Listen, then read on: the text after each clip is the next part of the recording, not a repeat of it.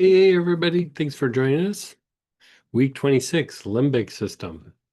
So the blend that we use here is Splendor. And Splendor was originally made for treating PTSD. And so when we look at what that means, the limbic system is tied to emotional learning, um, pain, pleasure mechanisms in our brain.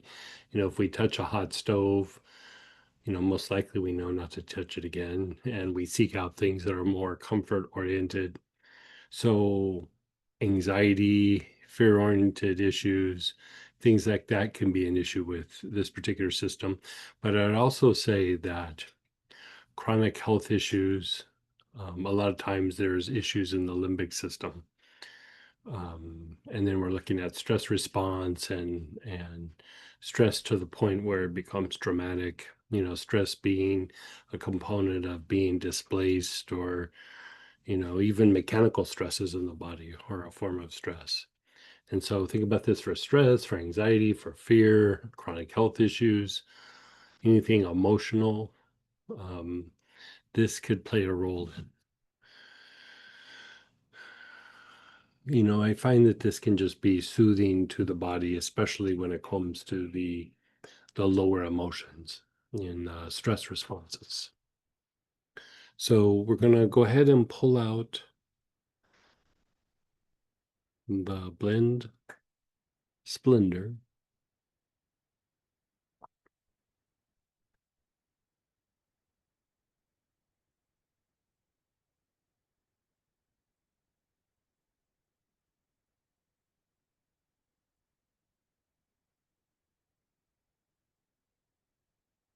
You're inhaling. Your awareness is on the left side of your body, the whole left side.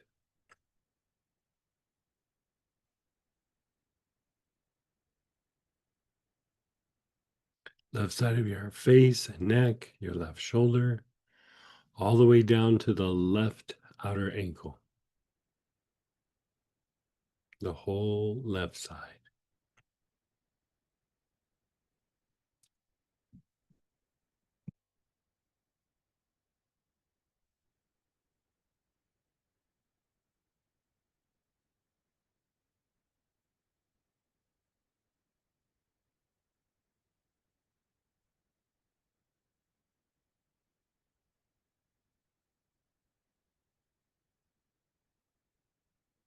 Left side of your body, you're taking nice, long, slow, deep breaths.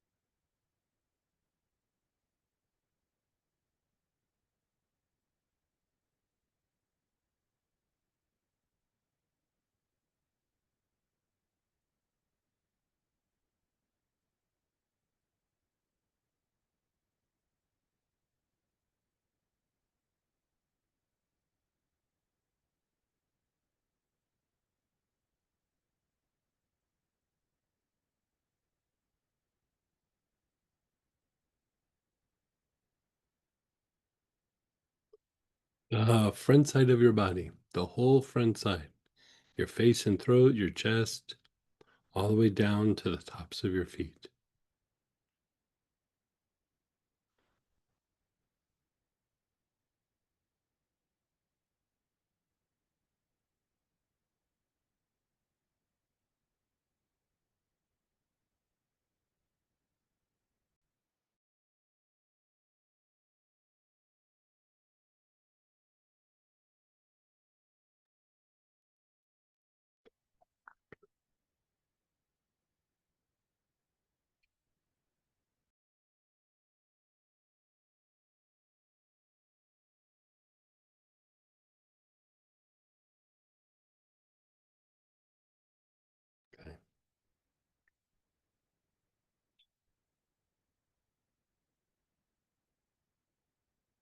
And then the right side of your body, the whole right side of your face and neck, your right shoulder, your right hip, all the way down the outer leg to the right outer ankle.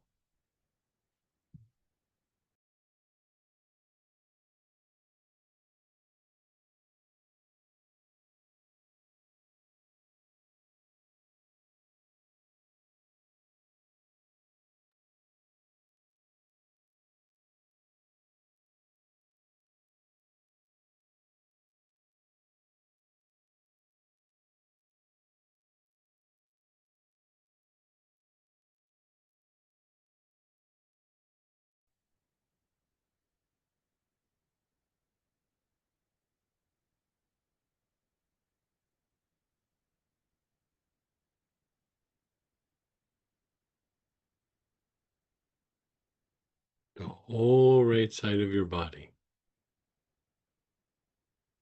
Nice, long, slow, deep breaths.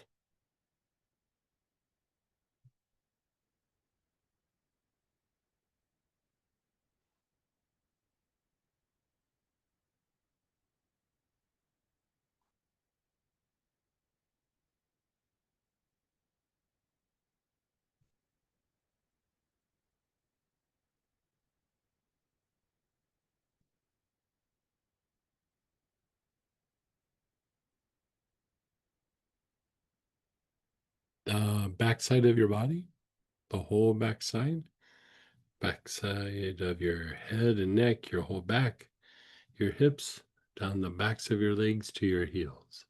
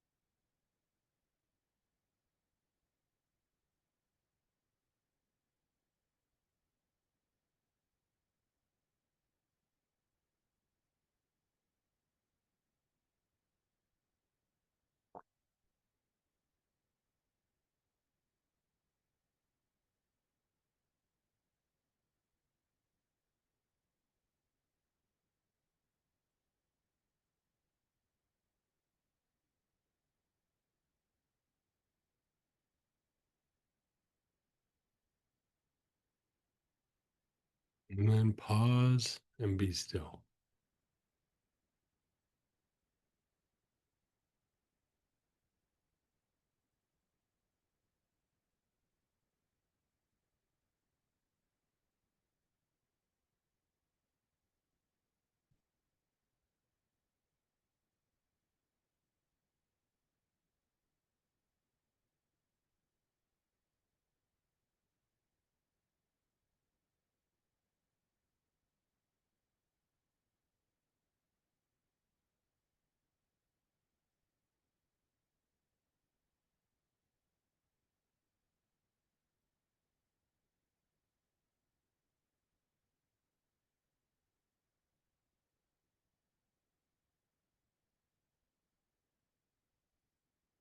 Now, that's the standard approach. You could do that on a daily basis. You could add it on to any other process that you might be doing or treatment you might be doing for a particular issue, which that's a good choice. Limbic function, you could apply to just about anything, you know, like any sort of agitation, anxiety, stress response, fear, anything like that. You could easily put this limbic system into play there. Okay, so now we're going to go to the advanced approach. Standard approach, you could do a stack, daily process. Um, if you want to do something where it's even a little bit more time efficient, especially with Splendor, you could do Splendor as a body tonic, and it would be almost like the equivalent of what we just did. If you do it on a regular basis, you'll notice that your stress levels go down and your stress response will shift to be a little bit more tempered.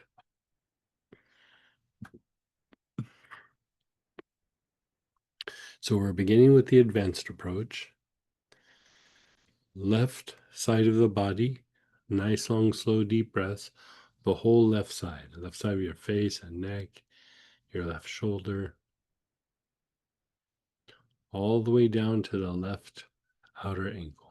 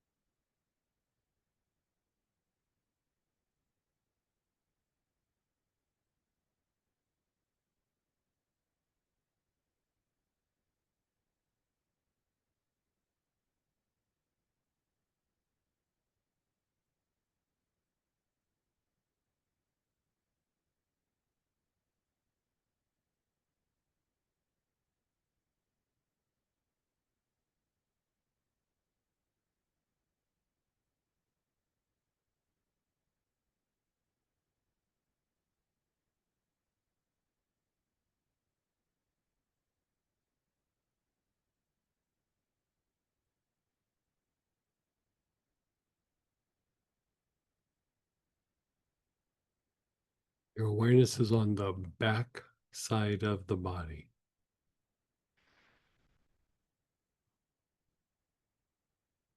Back side of the body.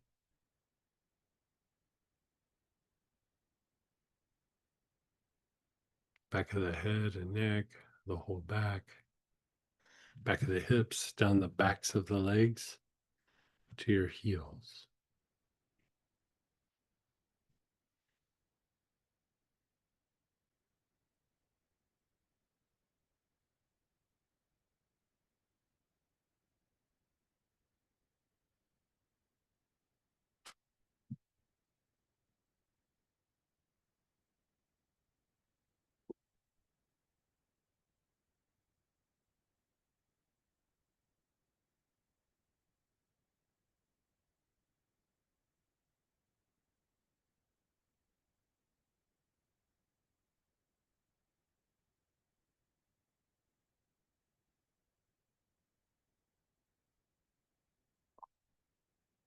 Nice, long, slow, deep breaths.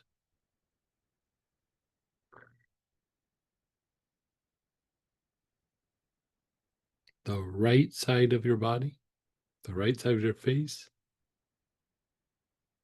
your right shoulder, your right hip, all the way down to the right outer ankle.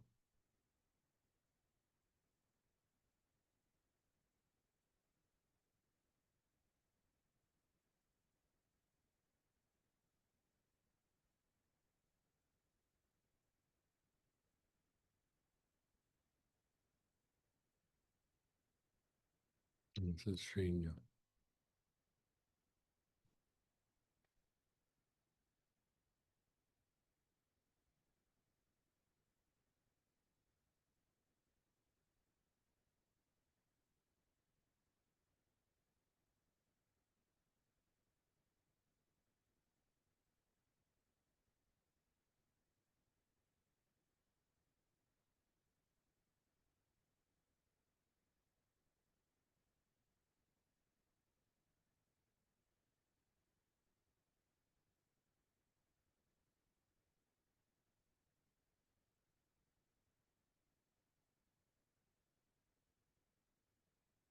The front side of the body, the whole front side, your face and throat, your chest and abdomen, all the way down to the tops of your feet.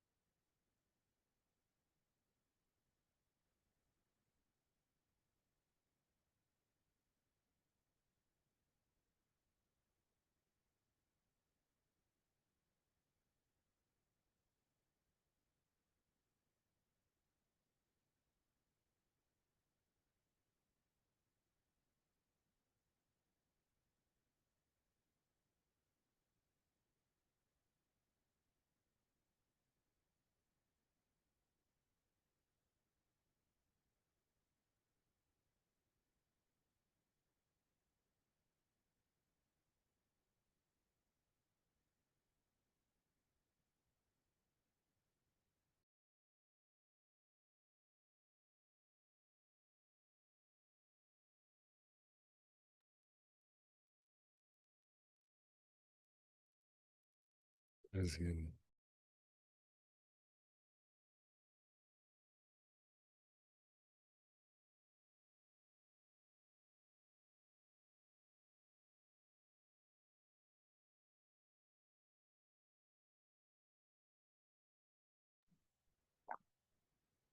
so you're just letting go.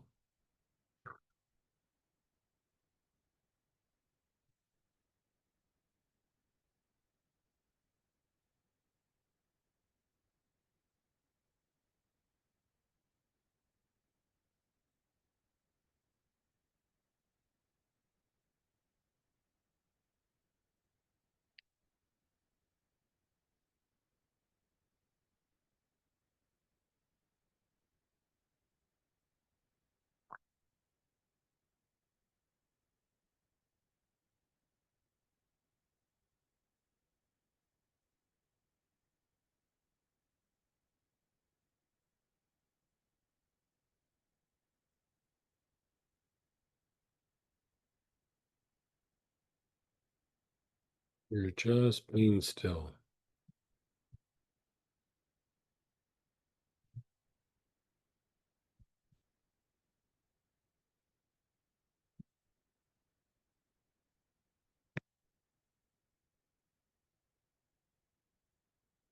Now your awareness is on your knees. Nice, long, slow, deep breaths with your awareness on the knees. All sides of the knee or just the very back.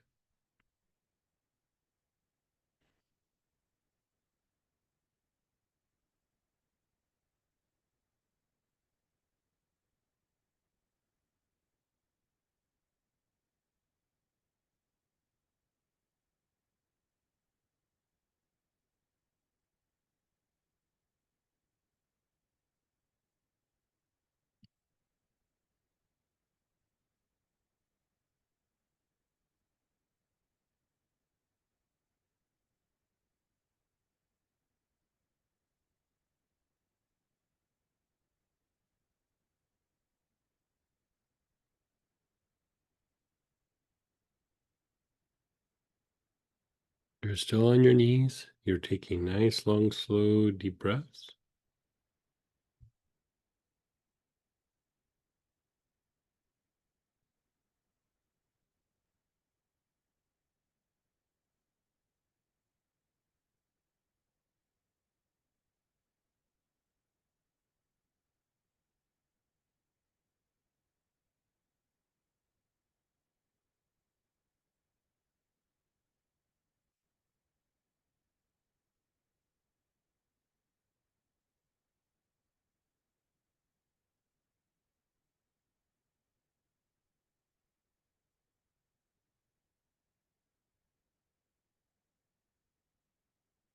Your awareness is on the ankles. Nice, long, slow, deep breaths with your awareness on the ankles.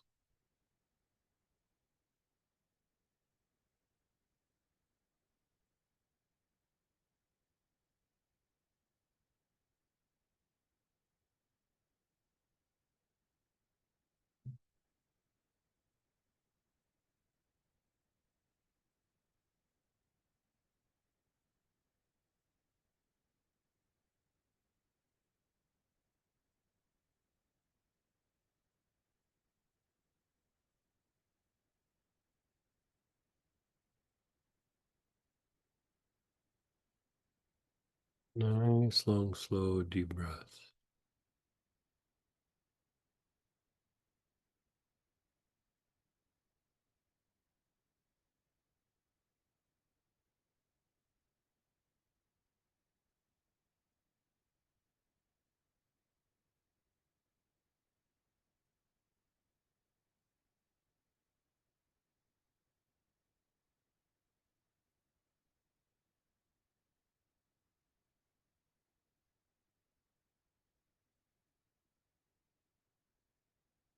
The soles of your feet.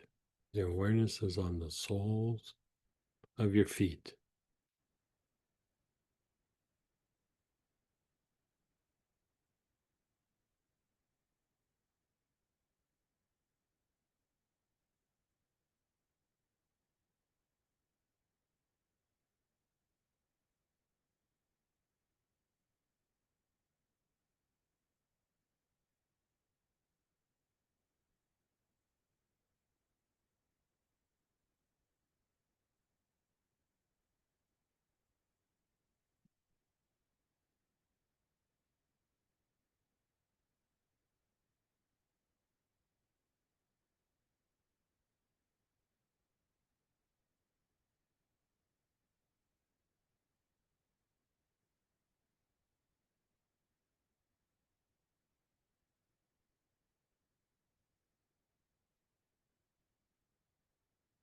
You're just letting go.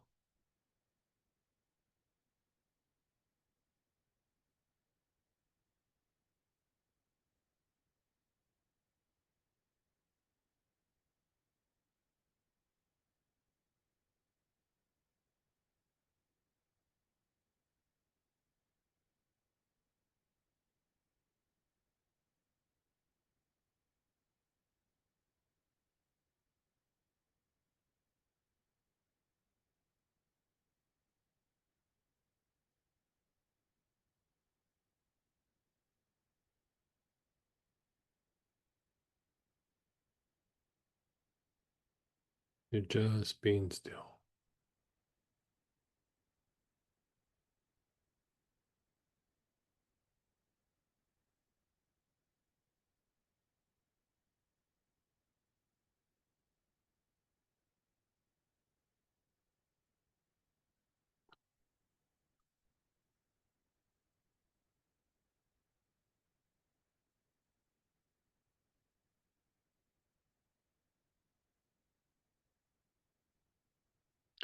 Now, we're going to go the four quadrants again. So your awareness is on the left side of your body.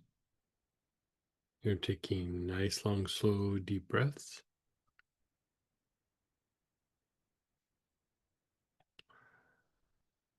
From the side of the face all the way down to the left outer ankle.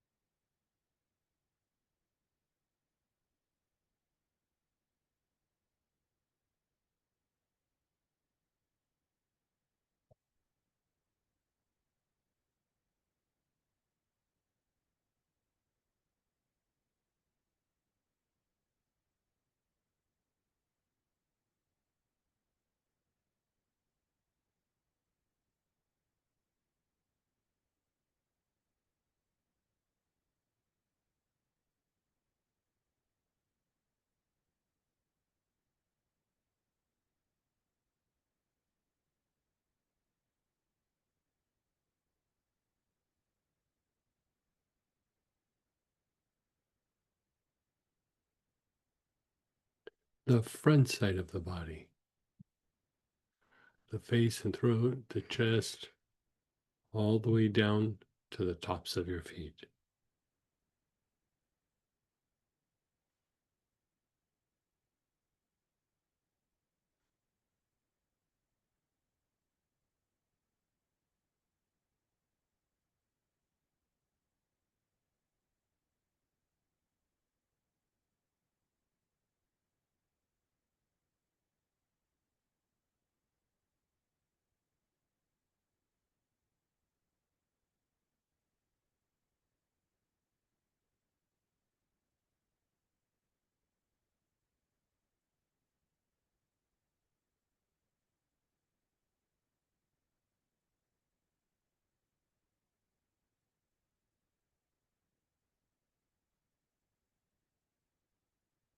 The right side of the body, your awareness is on the right side of your face and neck, your right shoulder, your right hip, all the way down to the right outer ankle.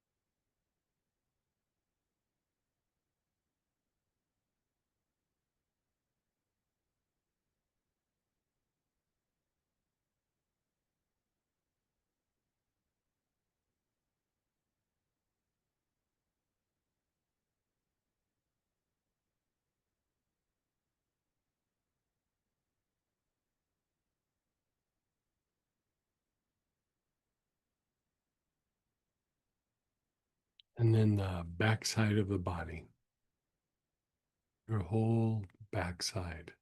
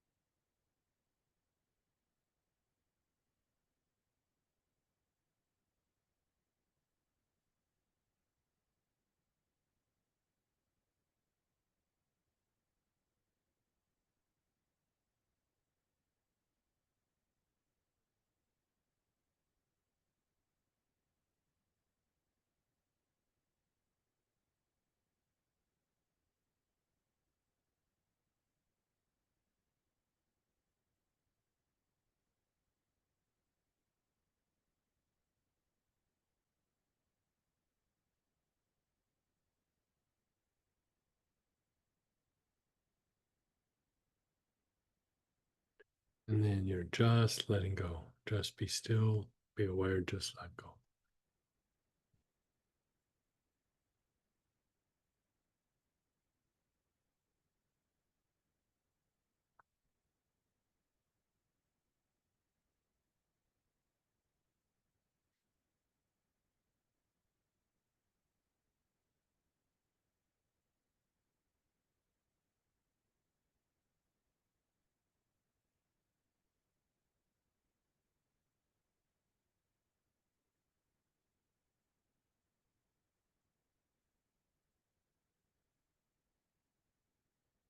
Just being still.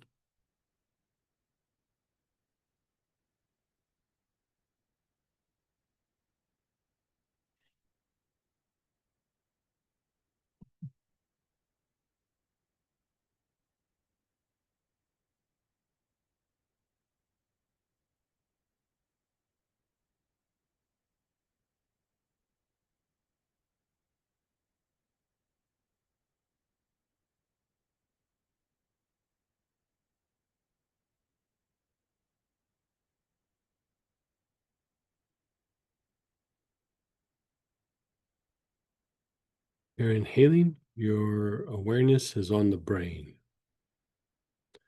Nice, long, slow, deep breaths with your awareness on the brain.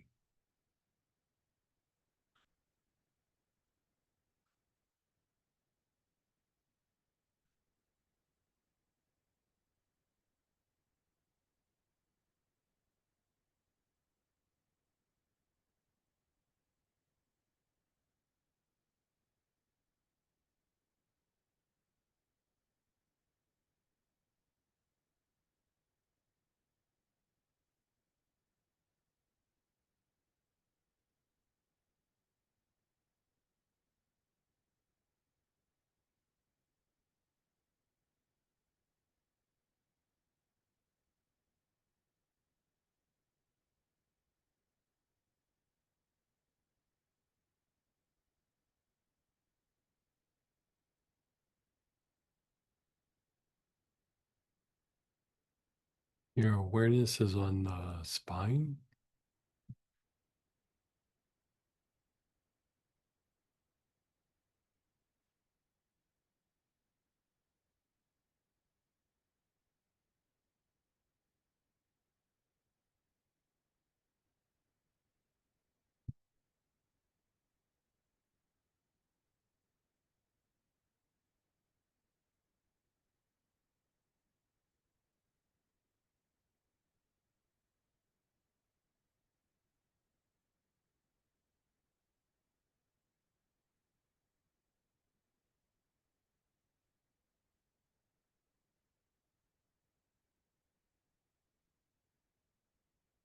Your brain and spine both at the same time.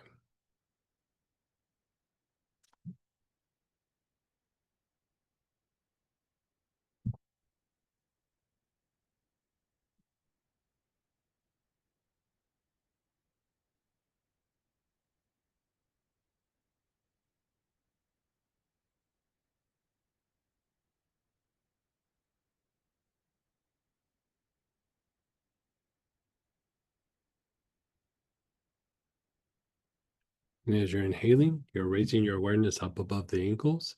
As you're exhaling, down below your feet.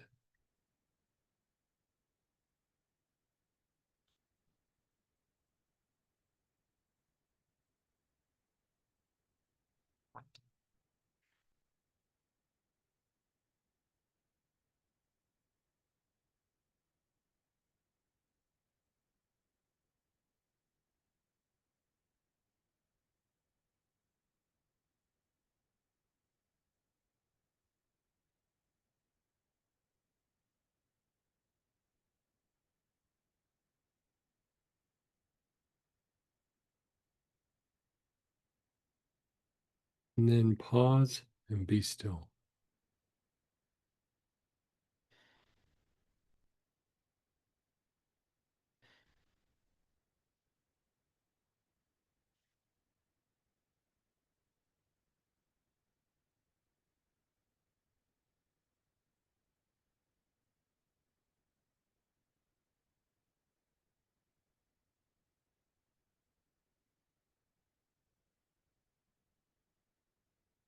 Notice your body, your emotions, your thoughts. As I make you sleepy, relax, and sleep. So let's go ahead and mute ourselves, type in. We're going to do shares and questions. We're going to keep it to Auric programming just for a few minutes, and then we'll jump over to normal Q&A. So let's do Auric programming first, and then we'll jump right into the normal Q&A questions. And you can type in your share or question about the ARC program. You can unmute yourself. You can raise your hand.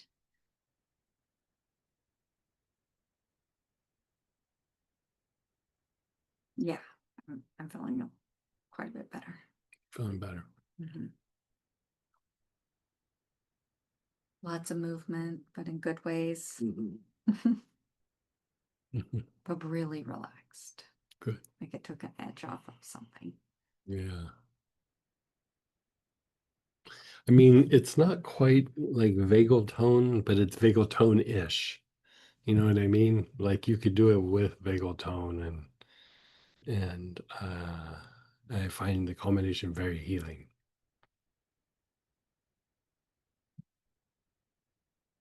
Because the limbic system regulates or works what? It's like emotional learning. It's like your responses, triggered responses, some of the instinct, and then emotional learning, and like so fears and traumas and things like that are all stress, all processed there.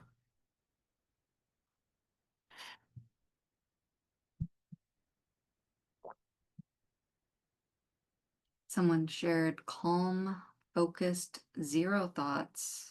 Thank you.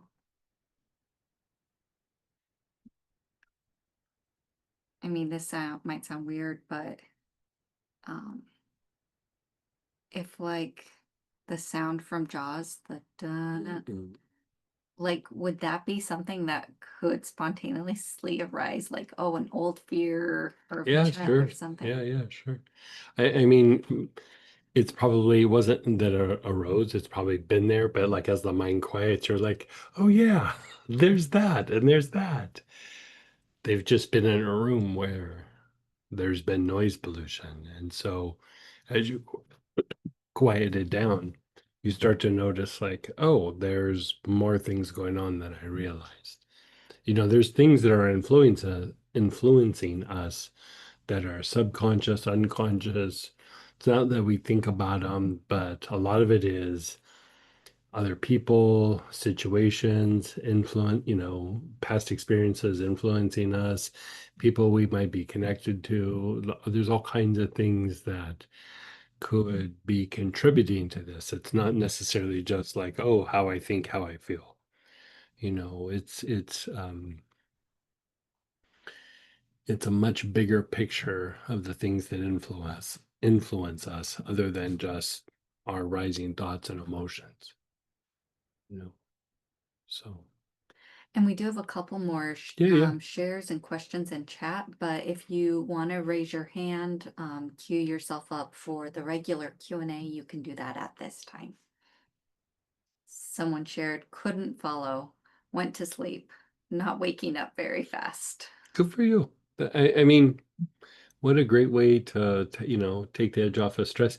And, when I say stress, we have to keep in mind that a majority of stress is physical. It's not emotional or mental.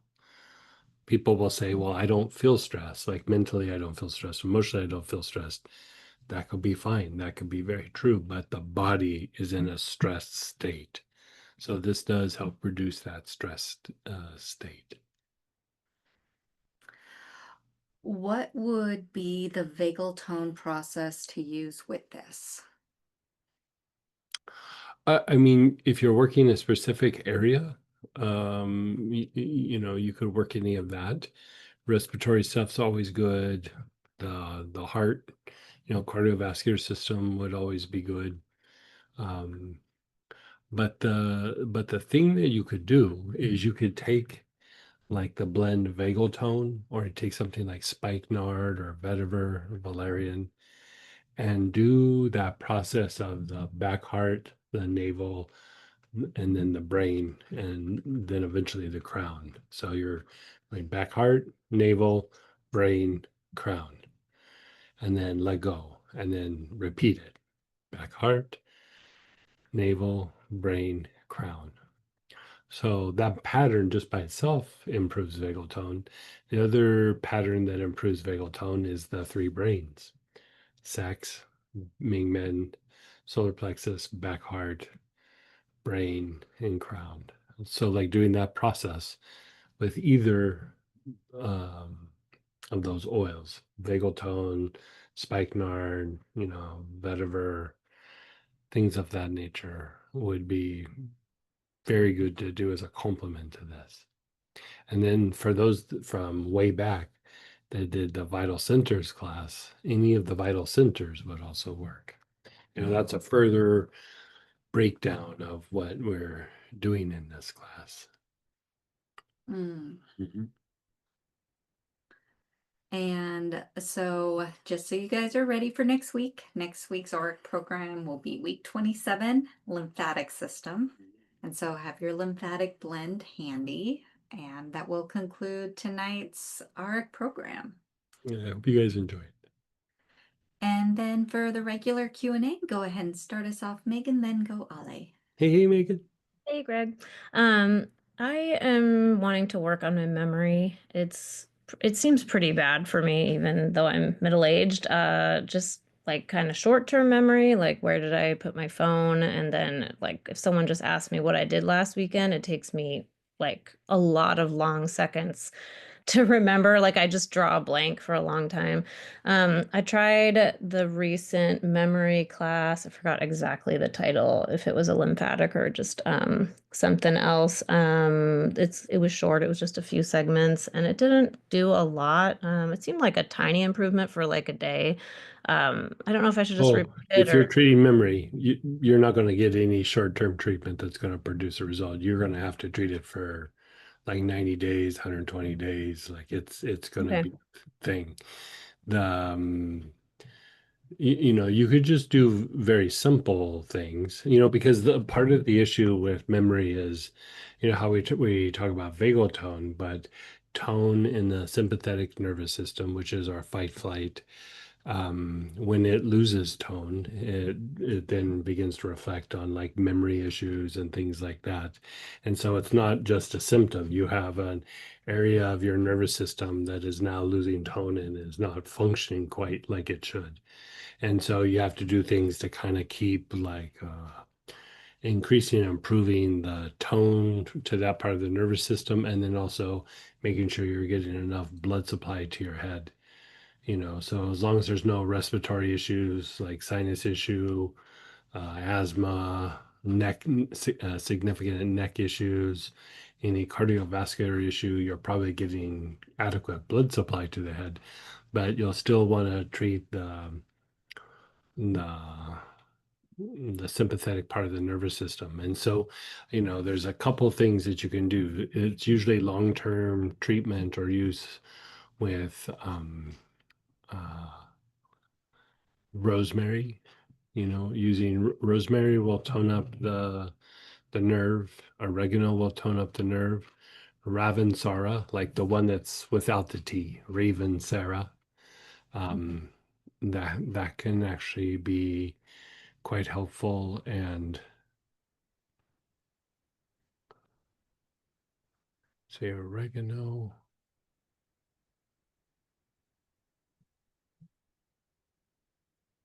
Rosemary tends to be the one that gets used a lot.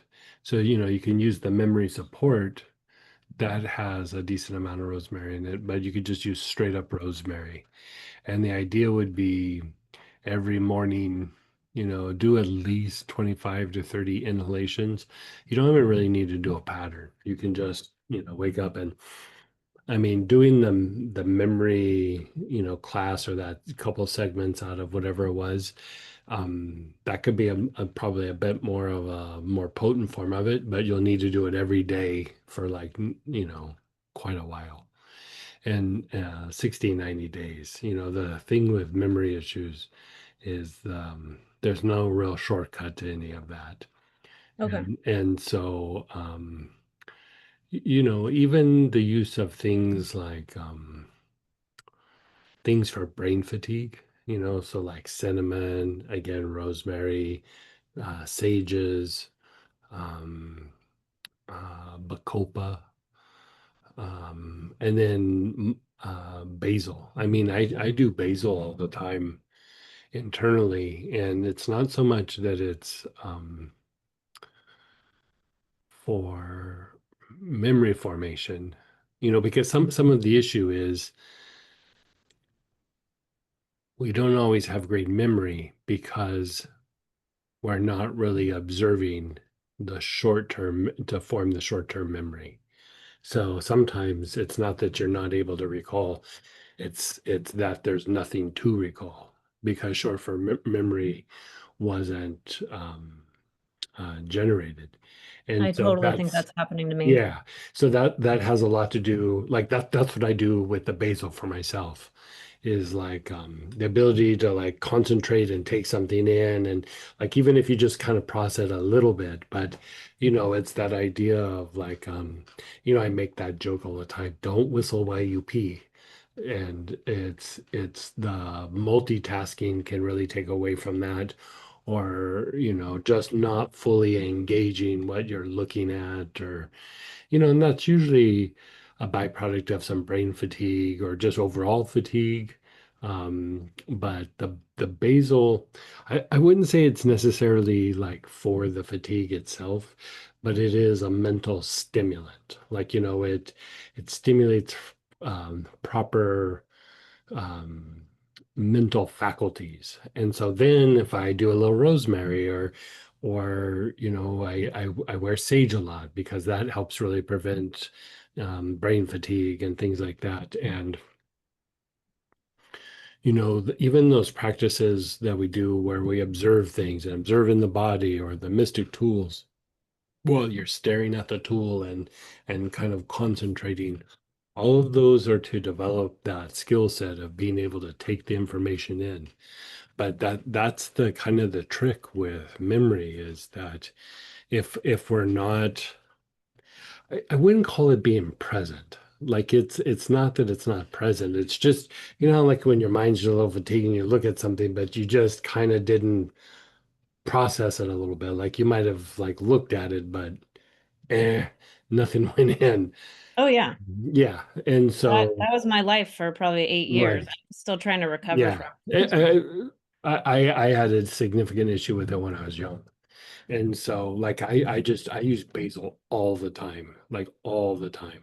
it. Okay. And it's to offset that. And you know, the the other issue that is that sometimes if you're using a different part of your brain, it's hard to engage like back to the part that like brings things to to your conscious awareness. Like if I'm in super intuitive mode, for example, and somebody asks me something, I'll go, I don't know.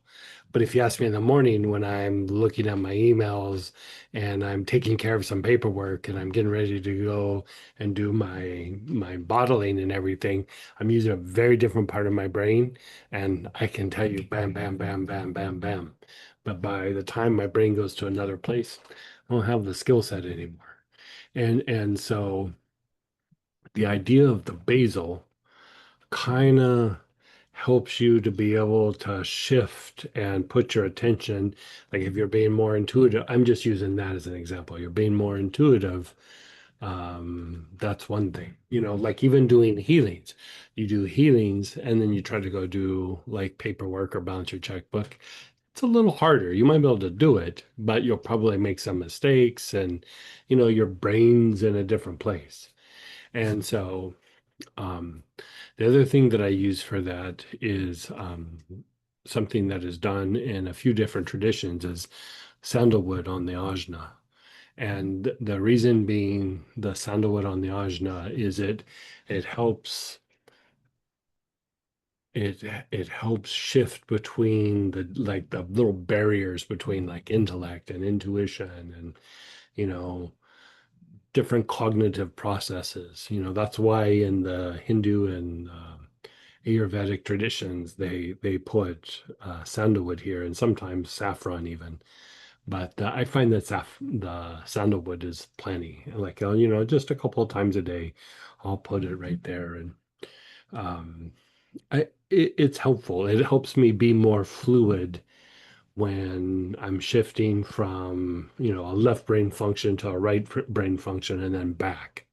It does help that, but I would say it helps also because I'm using the basil.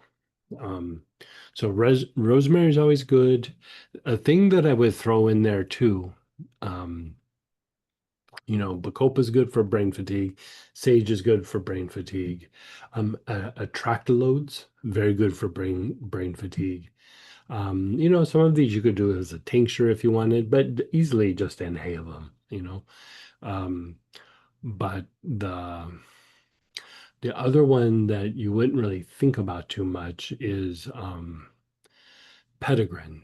Like Petitgrain is still very good for like relaxing the mind, and there's Yeah, different I have Petitgrains, so much but of it, and I keep forgetting to use it and take yeah, it I back. mean, uh, I started using Petitgrain. How long has that been now? Like 2 months, 3 months? Yeah.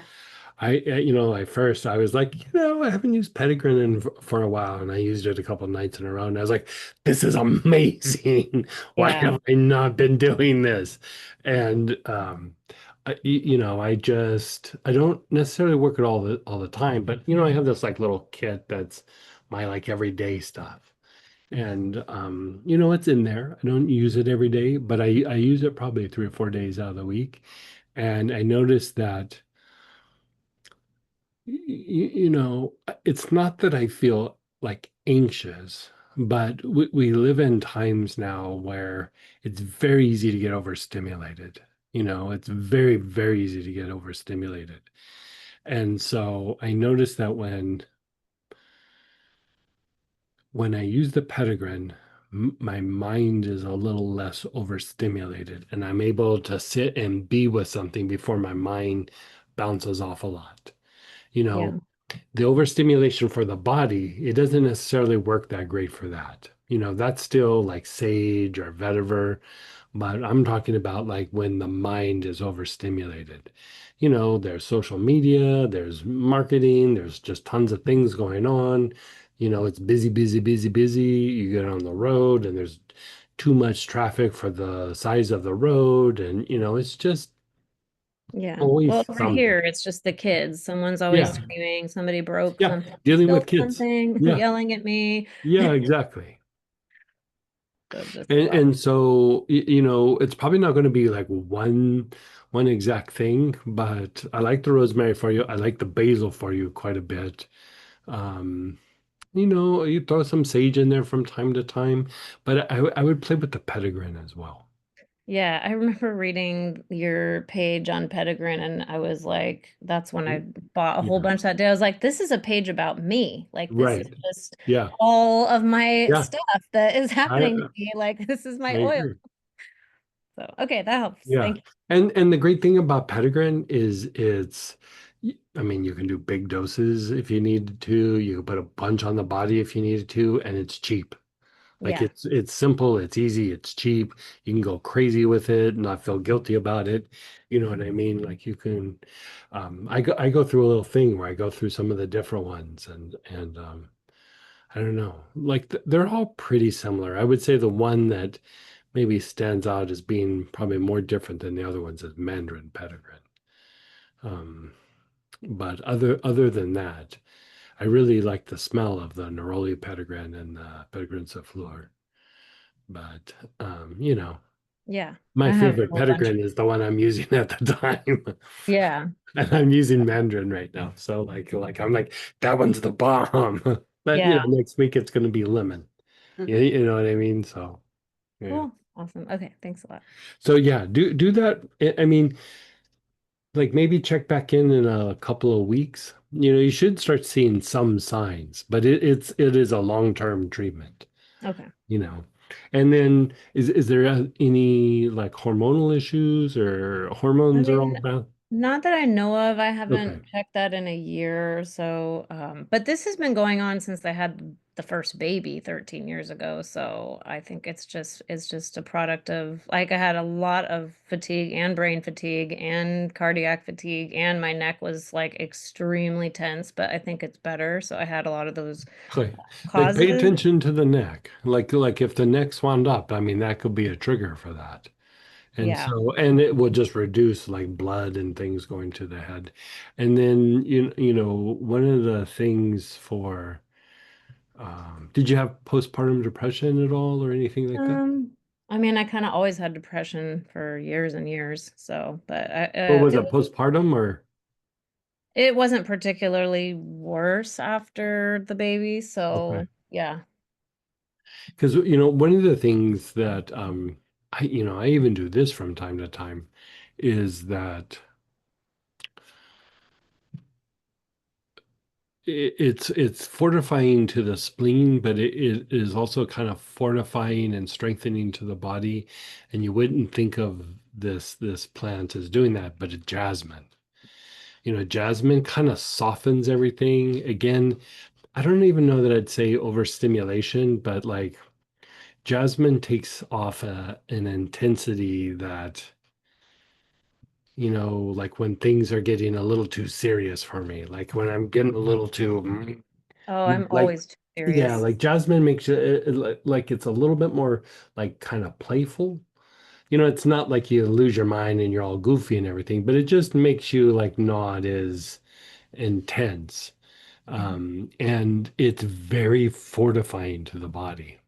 It's actually kind of the go-to thing to treat postpartum depression. Other depressions, I don't know about that. Mm. I would say, other kinds of depressions, I started using things like sage and cinnamon, things of that nature. Sage is very good for strengthening the body and either preventing depression or dealing with some low-grade depression. Cinnamon is very strengthening to the body, so it can reduce depression. I would say you're probably more a sage person than a cinnamon person.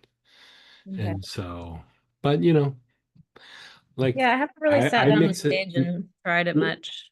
Yeah, I mix it up. Like I just took some cassia, with cinnamon, like I don't know, about an hour ago, you know, and you know, I didn't think I needed it, but then I can tell I need it because like when I take cinnamon and I need it, it makes me sleepy, which it should make me like, oh, I'm ready to go. And when I get sleepy, because cinnamon and cassia, they stimulate all the body's processes. It's stimulating proper function. And so your body should feel like stronger. And I take it and I'm like, oh, go to sleep. It Wow. means it's stimulating the repair mode in my body. And Yeah. it means I probably have overdone it a little bit, Mm. you know. So Cool. Thank you. Yeah, a little bit. Samantha keeps teasing me going a little bit, a little bit. So cinnamon, like if it makes you sleepy, you've overdone it.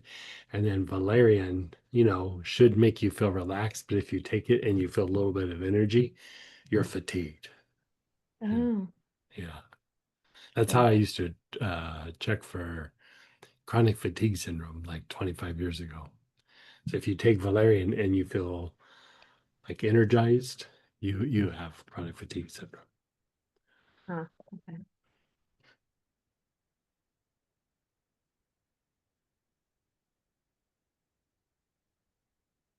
Yeah. Nice. And then go ahead, Ollie, then Lolly. Hey, Ellie. Hello, Greg. Hey, how are you, my friend? Oh, really good. Thank you, Greg. Thank you. Can you hear me well? Yes. Okay. I just would like to share something about the process before with the Splendor. Oh, yeah. And because in these last few weeks, I'm using a lot the practice that you teach in the class with the six aspect of the moon. Mm-hmm. And I have to say that after I try to go deep, and sometimes after practice for 1 or 2 days, my body feels like I feel a lot of movement, and sometimes I'm a little bit overwhelmed. But after I did the Splendor advanced approach tonight, I feel really, really balanced. Oh, And good. is it possible that it happened with Splendor? Because yeah, Yeah, yeah. Like you know, like we're kind of talking about like agitation, but like sometimes agitation is like a bit of an imbalance in the nervous system. And so like anytime you're using that, um, it kind of tones up things in the brain and it tones up the sympathetic and the parasympathetic. And, I would say you could say balances it out. I would say there's certain aspects of the limbic function that when you work the splendor, it will go a bit deeper in those areas. So it might not be completely across the board, but it's usually things that where our body has been stressed or our stress response has been heightened. Um, I find that when you do a lot of meditation, when you do a lot of, ceremony or like deeper purification, things like that, it still can be, even though it's good on a lot of levels, it still can be overstimulating to the like the stress response because the body, is going into a displaced state. You're bringing in some higher energy and you're bringing it down into the body emotionally, mentally, you go, oh, this is awesome. But the body gets displaced a little bit and then has mm, a bit of a stress response. And so, using that on a regular basis, it would just keep like resetting that so it doesn't go and tailspin too much. okay. So I think I will use it when I do the maybe the first aspect, then I will use Splendor, and Yeah, then just a do it from little. time to time. And if you start to feel like your body's getting a little out of whack or something, you go through and just do it and kind of balance it out again. And yeah. Oh, thank you, Greg. Anyway, the class on the moon was really amazing. It's Oh, it's good. really it's really amazing.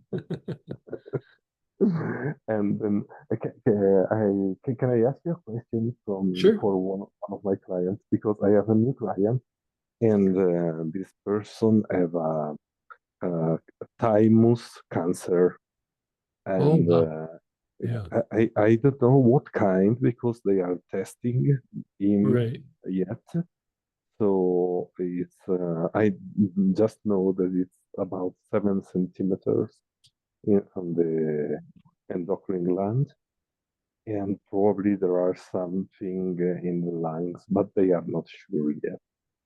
So my question is, how can I help him with energy healing? Because it's not easy for me to understand from okay, if I'm doing it from an intuitive prospect, Mhm.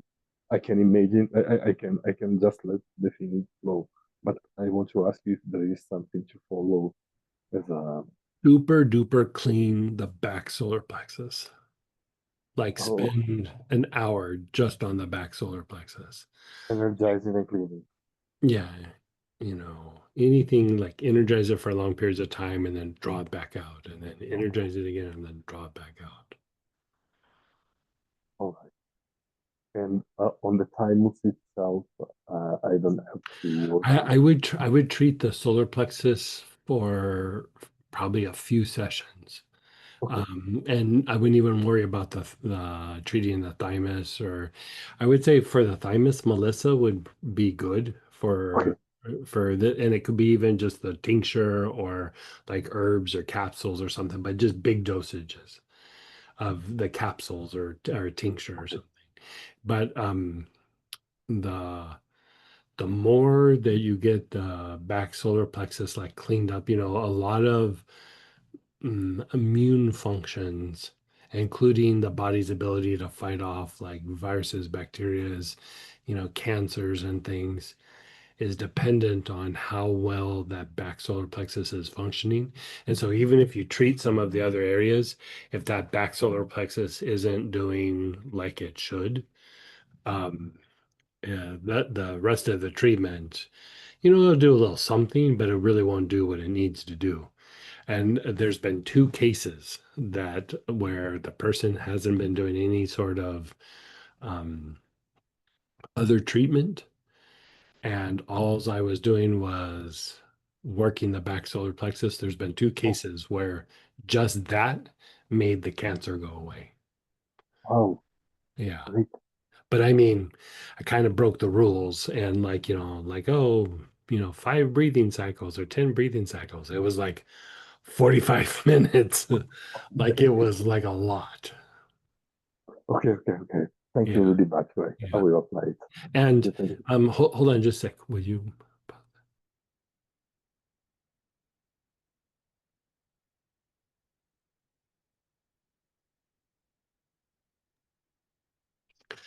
Samantha's sending you a message.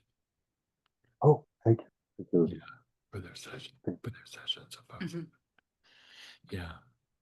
So Okay. So- Thank you really much. yeah. My pleasure. Keep me posted. Send emails or something, but she's Yeah. sending you a message too.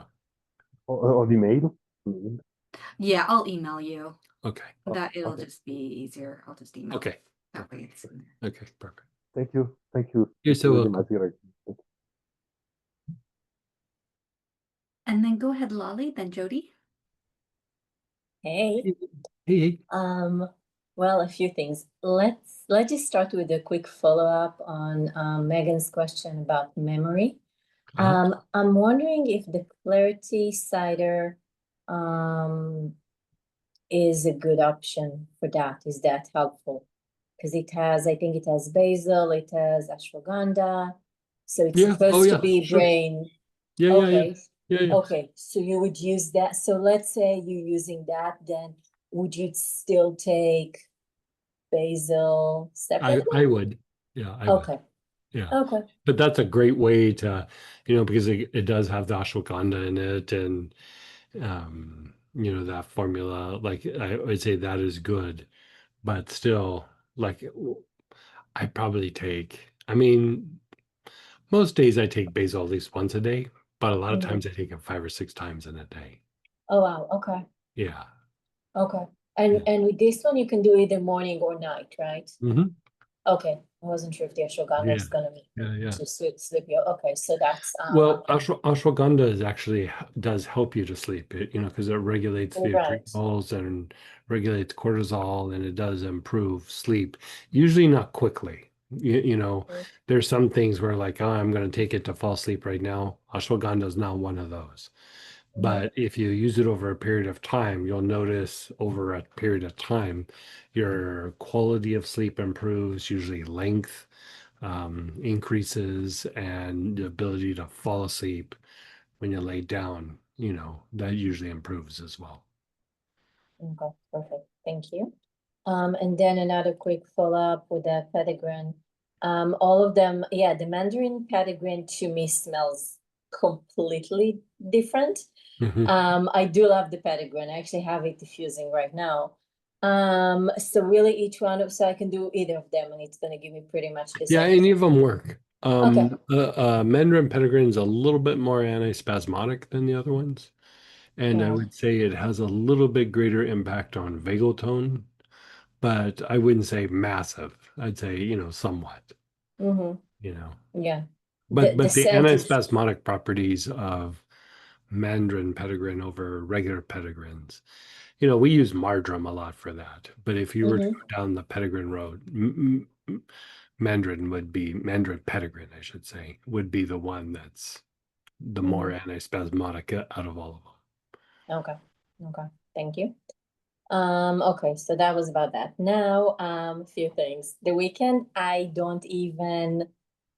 it was amazing. I can't even explain, like my mind Mhm. kind of got rewired. I got Yeah, so sure. many things done. I'm like, how is it even? Good. And things I needed to do like 2 weeks ago. So Yeah, that was really cool. So thank you. because like that's a perfect example as we look at like because it's a kind of a form of psychotherapy. And I would say for myself, working the various spirits of the different planets is a deeper form of psychotherapy for me than going, okay, I'm going to go after stress or I'm going to go after like trauma or anxiety or whatever, because your the symptoms are part of the intellect, but here you're waking up different types of consciousness that are laying dormant within you. And so a lot of times we see as like, oh, I have this and I need to make it go away. When really it's I need to stop thinking, like I need to improve my thinking or wake some thinking up that's causing this. And that's more of what like the weekend was about, was that kind of psychotherapy. And it's kind of how I go to that explanation of like karma. It's not so much about what you think about it, it's how you think about it. And, if you think about, some little problem, you know, when you were 20 versus when you were 30 and versus when you were 50, some of it you're going to have different responses, through the different stages of your life. But some of it is, you have different experiences, you're in a different place, you might be a bit more successful than you were at 20, all these things. But you're because of all the factors, experience and everything, you think about those situations very differently. It's like being rested versus being super fatigued and somebody comes up and asks you for a favor. When you're super well rested, you might say yes or no, and you might think about it and have the juice in your legs to go, no, I got stuff going on. And even if you do it, you feel a little bit, you know energized, and you do it kind of enthusiastically, or you just get it done and cross it off the list. But when you're tired, you know you just react.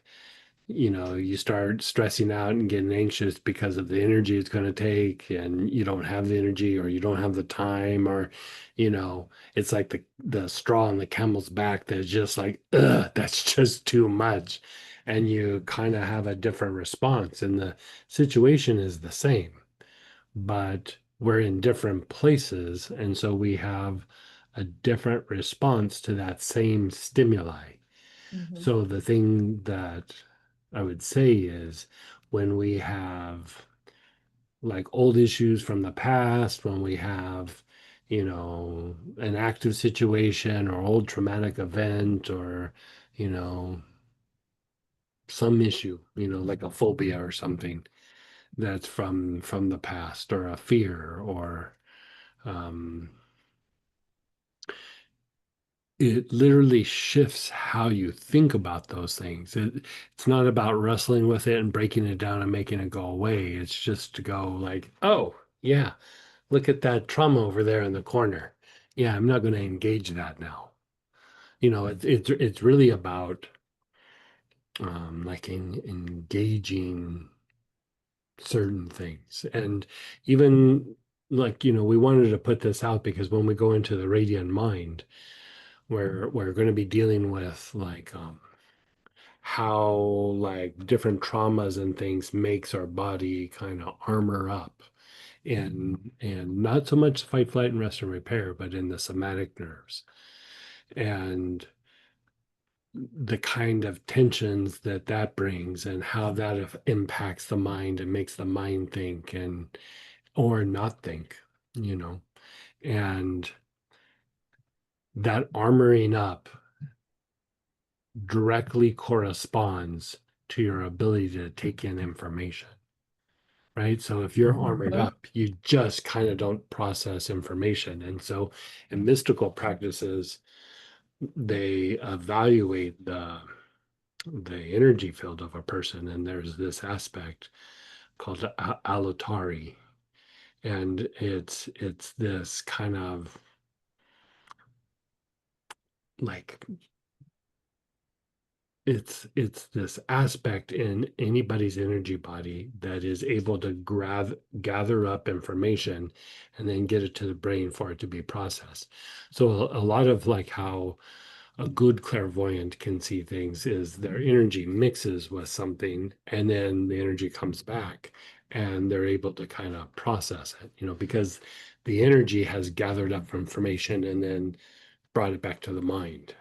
And so we all have it to a certain extent, but like a deeper practice, like with what Megan was talking about, a deeper practice is that, if certain faculties are underactivated or overactivated, the quality or level of that aspect that they refer to as alatari is is either reduced or can be enhanced. And when you enhance it, it's literally about like being able to not just process information here and now, but able to access information that you don't even have the experience for.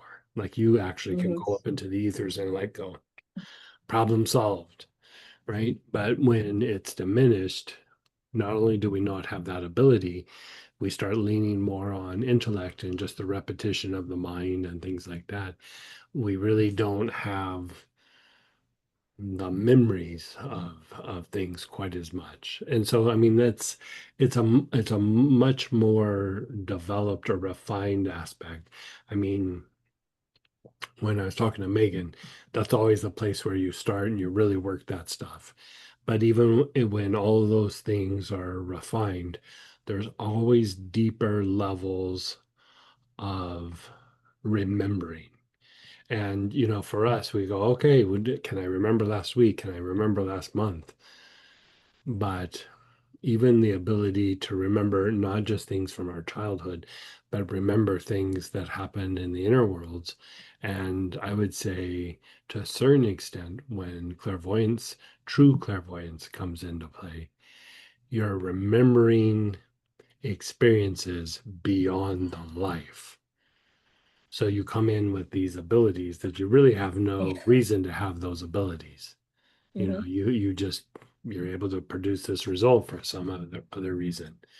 And so that's a very Buddhist idea of like working on memory on a deeper level. It's not just like, oh, the things that are right here, right now, but being able to remember even deeper. And a lot of it has to do with first the state of the body, the state of the brain, and then, you start calming things down and toning things up.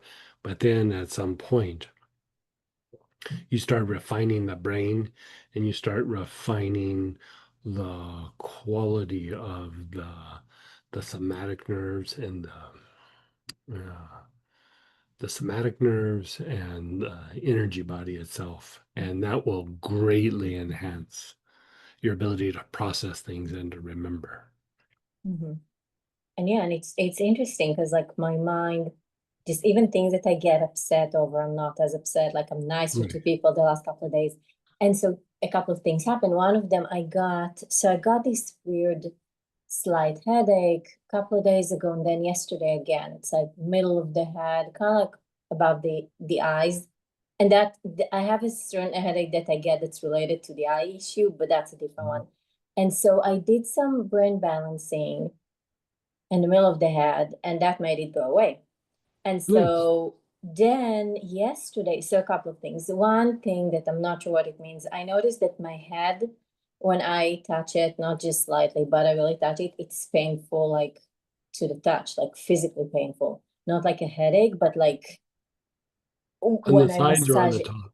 on the Um, top. And yeah, Work the Mingmen. Clean the Mingmen. Use like hyssop, eucalyptus, palo santo, and hail a lot on the Mingmen. okay, Mingmen and the perineum, but mostly the Mingmen. Because okay. the energy is shooting up and there's Mm-hmm. too much or it's a little bit dirty. And so then it hits the top and it inflames the nerves at the top.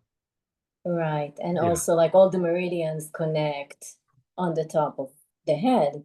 But yeah, but I was usually with the headache, I would go to Ming Meng this time. But yeah, but I'll clean the Ming Meng. I'll do that. Thank you. And then what I ended up doing yesterday, I started doing like brain balancing on the middle of my head, which really made the headache go away. And then I started working on my neck and the top of my shoulders, like really deep. Mm-hmm. And as I was doing that, I'm like, oh, I need somebody who does that. I'm like, well, apparently I do it. I got myself to a point with the TMJ that the chiropractor never got me to. Oh, good. Yeah. And so I need to see how long it's gonna last. But basically, it feels like I balanced something there. And that was interesting because I was like, how come right now I can access that, but I couldn't get there, Yeah, like And so that could be a couple of things. That yeah. could be, the stress in the body got reduced somewhat, Mm-hmm. but the like that armoring that I was talking about in the Mm-hmm. somatic nerves, I mean, like um I do processes for that. That's, it's in that class that we're talking about. But like I go and get trigger point therapy done from time to time. And the therapist, this guy, he's like an old timer. And, so his ability to evaluate, he's pretty sensitive to all this. He's been doing it for, 40 or 50 years or whatever it's been. And he can tell when I've worked that armoring or I haven't. He'll Mm-hmm. go like he says I can go deeper with less pressure, because he's using his elbow, Yeah. and he's just resting on a trigger point. And he goes, I can go much deeper without any effort. And he goes, you don't squirm and try to get off the table, Yeah. because I'm like a little kid sometimes on that table. It's painful. And the difference, he'll say like a couple weeks ago you weren't like that, but this time you're like that. A couple weeks ago I forgot to work it. And Mm-hmm. so, the more that you calm those things down, and again, it's like the blend that I use, it's the things we're talking about. It's Petitgrain, it's Melissa, neroli, clary sage, a little bit of poplar, Mm-hmm. mandarin petitgrain, yeah. But it's like all those like little things, and you put that together, and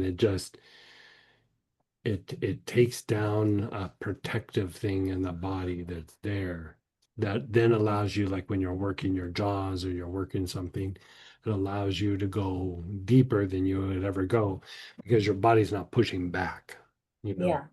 And Because also, yeah, I've been, like our body's always kind of pushing back to a certain extent, mm-hmm. but sometimes when it's in you know, it's not even necessarily a stress state. It could just be body tension.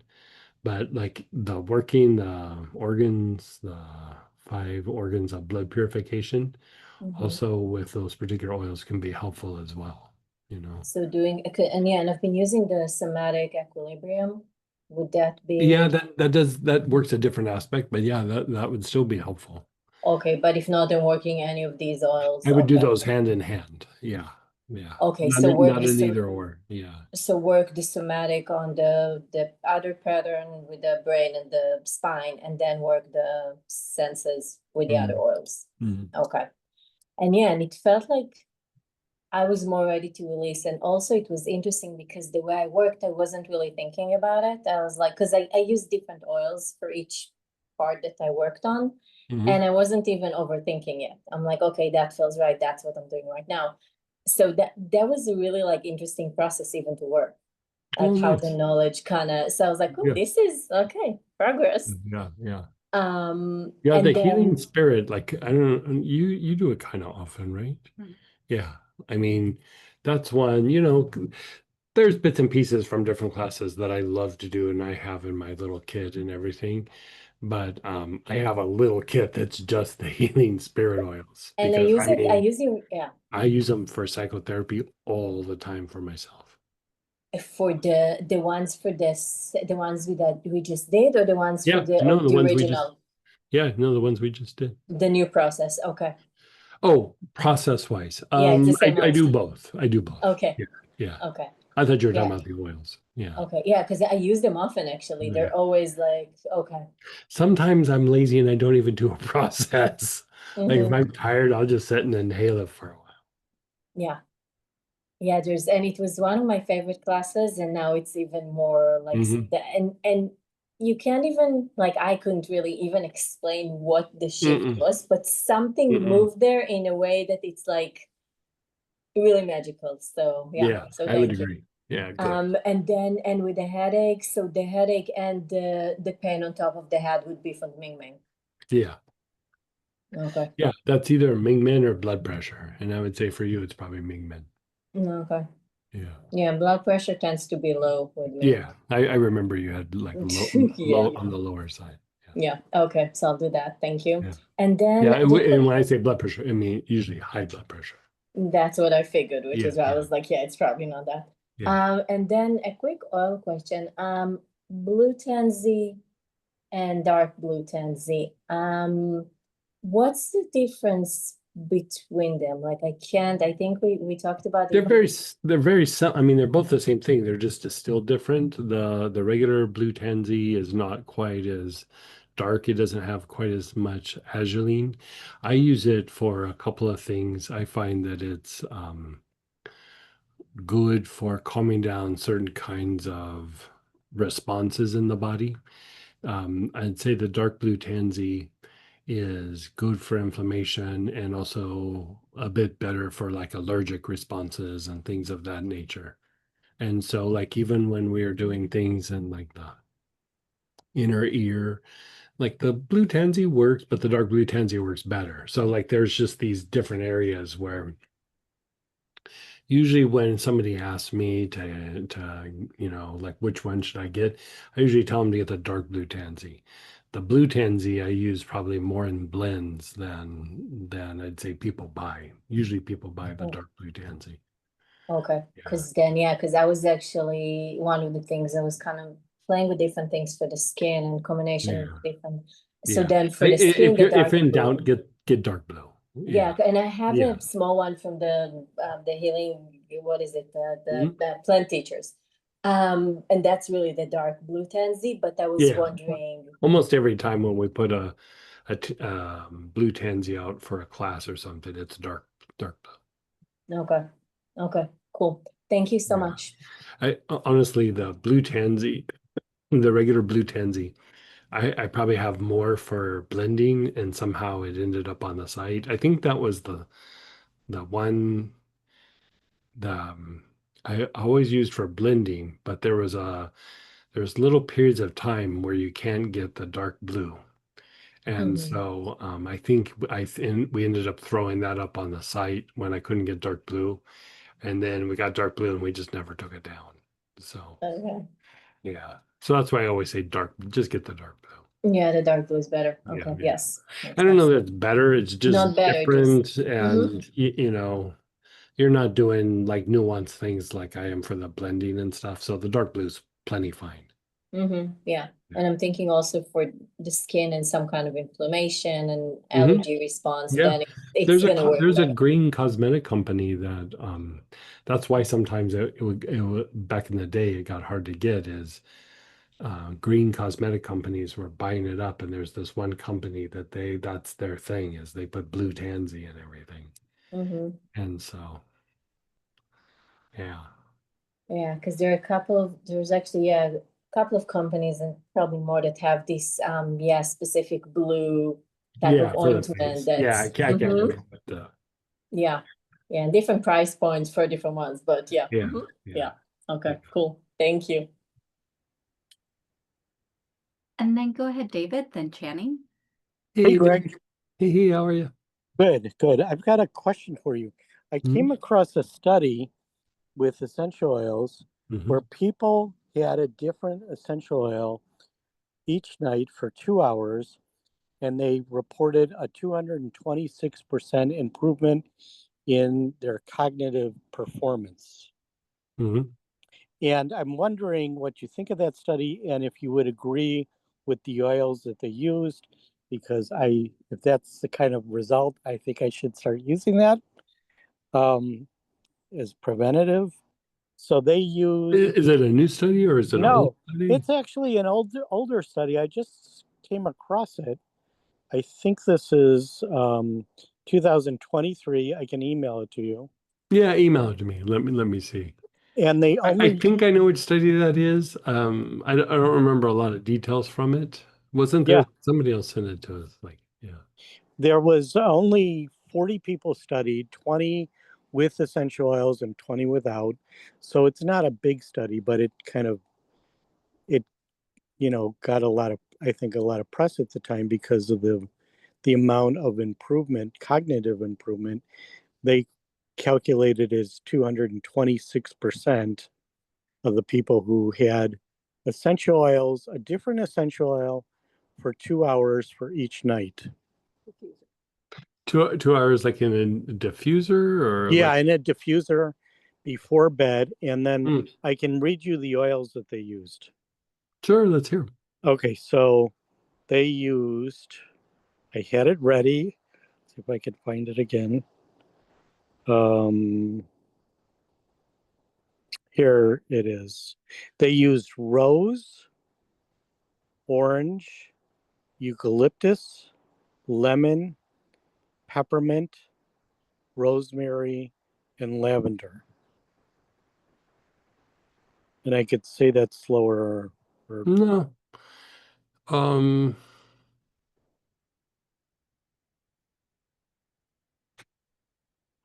Yeah, the roads would be more about like mood than like cognitive function. So I would say that would be dependent on the mood of the person. If they have the tendency of being like cranky or grouchy or like agitated, that could help, because any time that the emotions are agitated, um,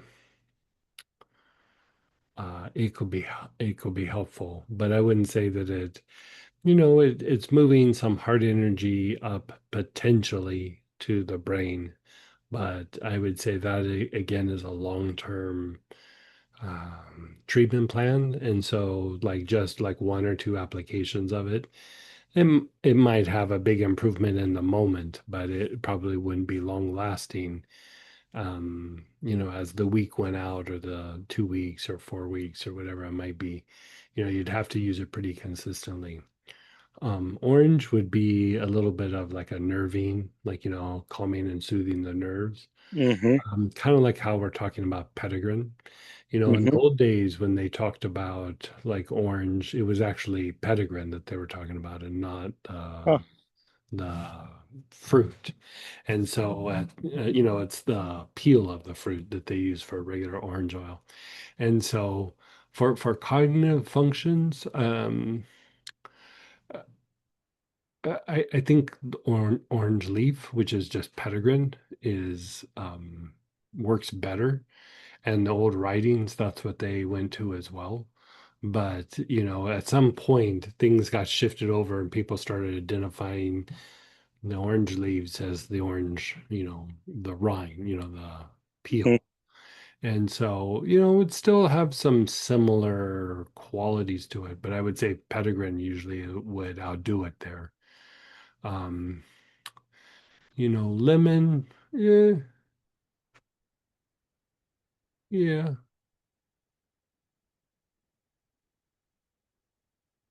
I mean, it thins the blood a little bit. It would help regulate like mineral deficiencies and things like that. It has a very low level of affecting the vagus nerve and rest and repair.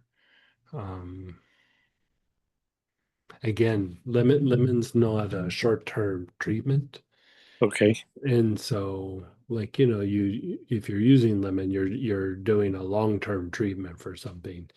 Because I mean, there's a few things that it might treat kind of quickly, but most things you're treating something for a long period of time. Hmm. And so I don't know that I would have even included that in the group, but same with the orange. I would do more petitgrin than the group. Peppermint, it's short term, it's very stimulating to the mind, but it does help stimulate proper functions in the mental body, but it usually is like a peak. Like, it's not like long term. It's like when you need a little pick me up, like, oh, I need to focus a little bit. You inhale peppermint or you take a few drops and it works for a little bit, but then, after a little bit of time, it diminishes. And so, I would say yes for that. Uh, let's see. The rosemary, definitely. Rosemary increases circulation, tones up the sympathetic part of the nervous system, which your sympathetic nerves are what helps you form memory. And so if there's lack of tone there, then that would be the case. Um, Lavender is also it's good for mental stress. Like it's good for physical stress, but it's like I used to call it like the stress of concentration. When you're having to like sit and focus on something for a long period of time, you're processing information or papers, or you're doing some process like that. For you, it might be being on the computer, and then at some point your brain just goes, ugh. That's like kind of like the stress of concentrating for that period of time can cause the brain to kind of like shut down a little bit, and or it just makes it hard to think for a little bit, and then you take a little break and you come back and you're doing okay. Lavender is good for undoing the effects of that. So is basil. Like I would say mental stresses, basil is probably the best, and it's also one of the better like mental stimulants. It has a longer lasting effect than the peppermint, but lavender still will work for that. Yeah, I used to take a few drops internally of lavender, like when I was doing a lot of writing and stuff, and um, it worked. I would say that sometimes it would make me a little bit more relaxed, and I was like, oh, I need a nap, where the basil will keep me on track. And so I tend to go basil with that stuff. But Interesting. yeah. And what about eucalyptus? Yeah, it's kind of clearing to the mind, especially the lower mind. So if there's a lot of repetitive thinking, it can be helpful. I assume you're talking about Eucalyptus globulus, or you're talking about Polybroch or It doesn't radiata. say. It just says Yeah, it's probably globulus then. Like Eucalyptus globulus is kind of what the general public sees as the go-to eucalyptus, so it's probably that one.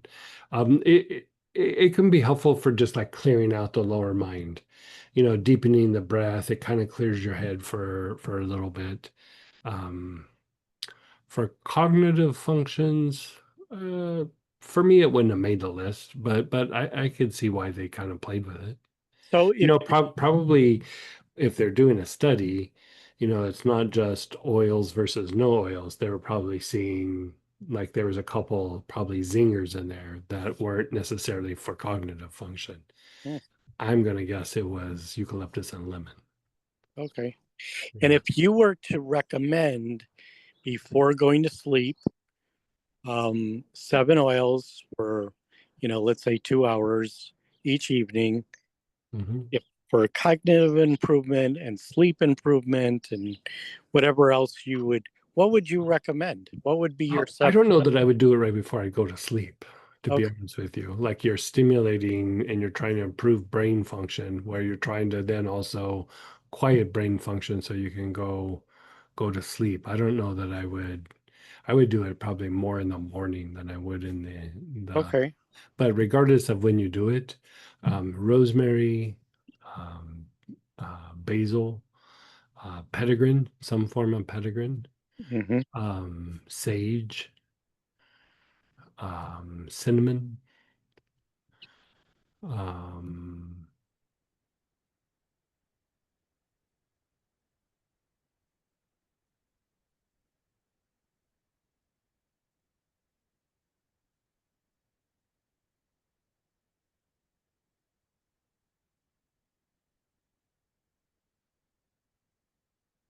Well, that's probably good enough. yeah, I mean there's a couple like I might do like a tractaloads or you know something. If you wanted to do it the night before, I would do things that are stress reducing but also fortifying at the same time. So things like spikenard, valerian. You know, valerian is one of the best restoratives that we have. And so, you know, if we just look at cognitive function as like we're just trying to stimulate cognitive function, you're still kind of looking at it from the point of view of a symptom, where you want to get kind of like a little bit broader overall look at what's happening. And so you want to be able to go to sleep and then when you wake up, have like increased cognitive function.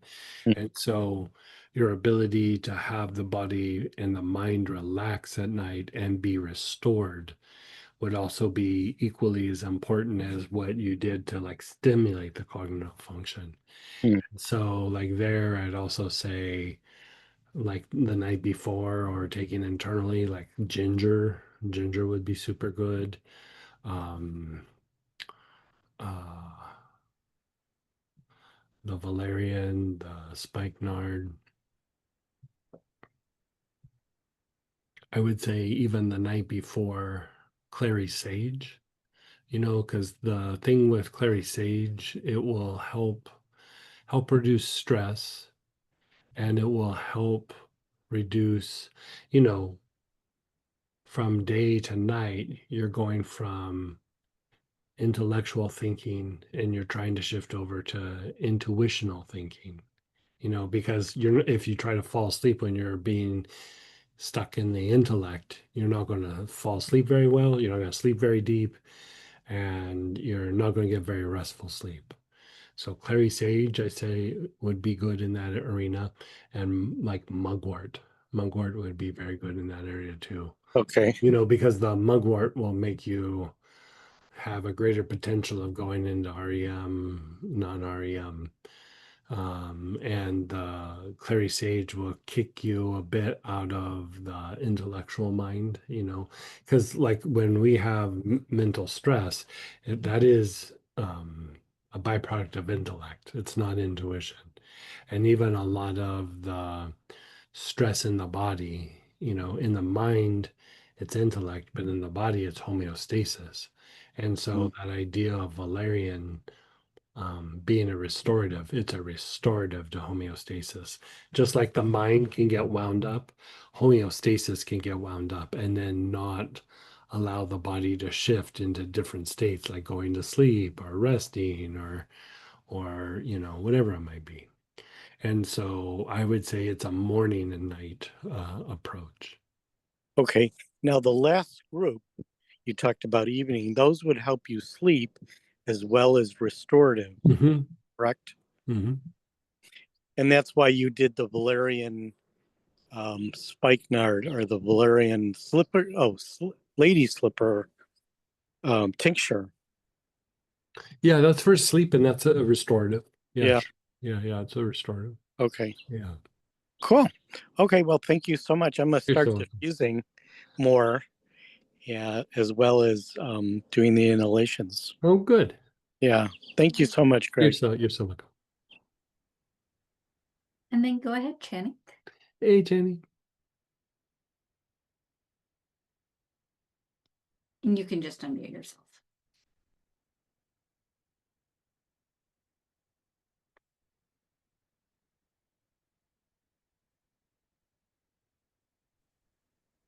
Hey there. Hey. Can you hear me? Okay. Yes. Greg, I have two questions. They're two different questions. One is actually about a new class, which is really interesting. And then the other one, I can tell when some change is happening because of how agitated I feel. And Yeah. Oh, yeah. I hear you. Yeah. and I I'm think that happens to all of us. and Yeah. it's kind of showing up in like body tension, like Sure. around my neck and head, but I Mhm. think it's actually in my jaws. And I think Okay. it might be contributing to this tension headache that I'm getting. Is So it, you're having a headache? I have this tension headache that's kind of like it's like it's not like a pounding headache, but it's Where's it at? What part of your head? my right side, top right, above my right ear. It feels like, yeah, it just feels like tension. Yeah. And I rarely take Excedrin. I rarely take any headache medicine at all, but I had to last night. It wouldn't go away, and then it came back this afternoon. But I'm starting to kind of just tune in a little bit, and I can feel the tension is actually in my jaw. Okay. What's Excedrin? Like aspirin and caffeine? Yeah, I think so.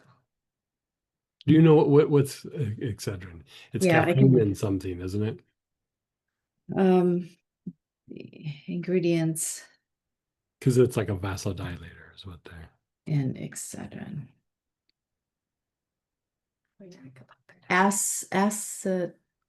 Acetaminophen, is that right? Oh, acetaminophen. Aspirin and caffeine, you're right.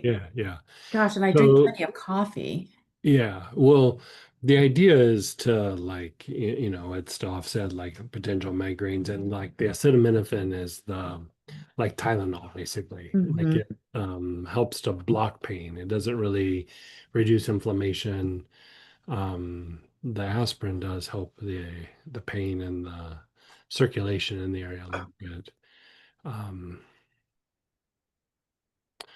that it's on the right ear, I'd say like the neck and shoulder where they kind of come together. It's probably the culprit, but it will kind of come up over the head. You have radiating pain. And so we'll start to activate the temples. Is there tension in your spine? Only in the neck and shoulders. Okay. Yeah. Plus you got a big old cord to your throat. What did you say? You have a big old cord to your throat. What is that about? You having a conflict with somebody? Like directly, like you don't have to say who it is. You can just I say, don't know who. Well, it could be any number of the people that we have talked about, but can you? doesn't look like usual suspects. Hmm. Maybe somebody around you? Well, contractors are around me. Is it my painter? No. Yes, I wonder if that tension headache was related to that.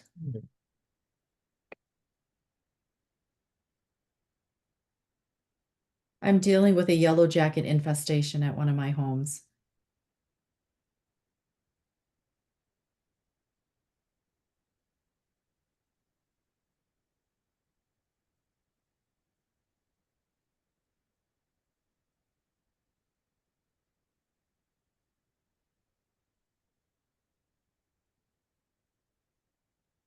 Yeah, use Do you know who it is, Greg? mhm.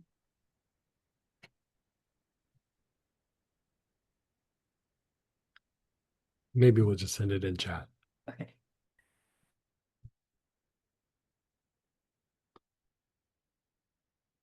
You're unmuted. Okay. So you're gonna send it to you in chat. Okay. So I would do things like a little spikenard, a little vetiver in that area. Just Spikenard. yeah, spikenard. Vetiver. Okay. Marjoram could be helpful as well, but I would probably do spikenard or vetiver first. Vagal tone if you had it, Just something like inhale that. it. Oh, I No, have I would it. put it on. Like I would rub it in on those areas. And like even kind of take it up into the base of the skull a little bit. Okay. Yeah. That Like I sometimes, got it. yeah, Oh yeah. I was trying to be diplomatic. no, it's you don't have to be. Yeah, That's yeah. But but also, why is there a cord around my throat? Is it from that person? yeah, I'd also take some helichrysum and put some on your fingers and then kind of rub it into the skin on the side of your head. Helichrysum. Mhm. And then any time that you have like sharp stabbing pain, deepen the breath. Like just, whatever you got. Large, hyssop, anula, German chamomile, myrtle, red myrtle, anything that will just kind of relax the bronchioles and deepen the breath. That right there usually will reduce the pain by half. And then it makes it easier. And then, it's kind of like how we were talking about on the organs of blood purification. Um, clary sage, melissa, neroli, petitgrain, poplar, any of those through those organs will take it will reduce emotional tension, but a big one is it will reduce body tension. And so it reduces the muscular like tension or armoring. So should I take Melissa internally? Yeah. You should take Melissa internally because you're a human being. Well, I've been taking cinnamon. Yeah, cinnamon's fine. Yeah. Melissa. But like given the day and age that we live in, Melissa's It just tastes so awful. yeah, It just makes my yeah, whole mouth go numb for a while. yeah, Still never get used to it. yeah. Well, why am I not surprised, but yet I am surprised? Does the head feel a little bit better right now? Oh, it felt immediately better when Yeah, my ear started unwinding. I could feel it yeah. right away.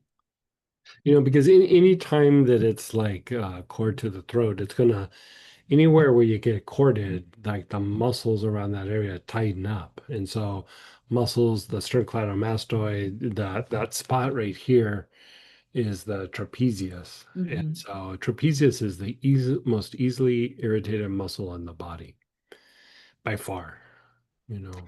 Greg, And what's the it's a throat big source cording of mean? it's a Oh, big sorry. source of headaches. Big source of headaches. What were you saying? What's the energetic cord around the throat mean? Probably grinding on something. Repetitive thoughts grinding. Mhm.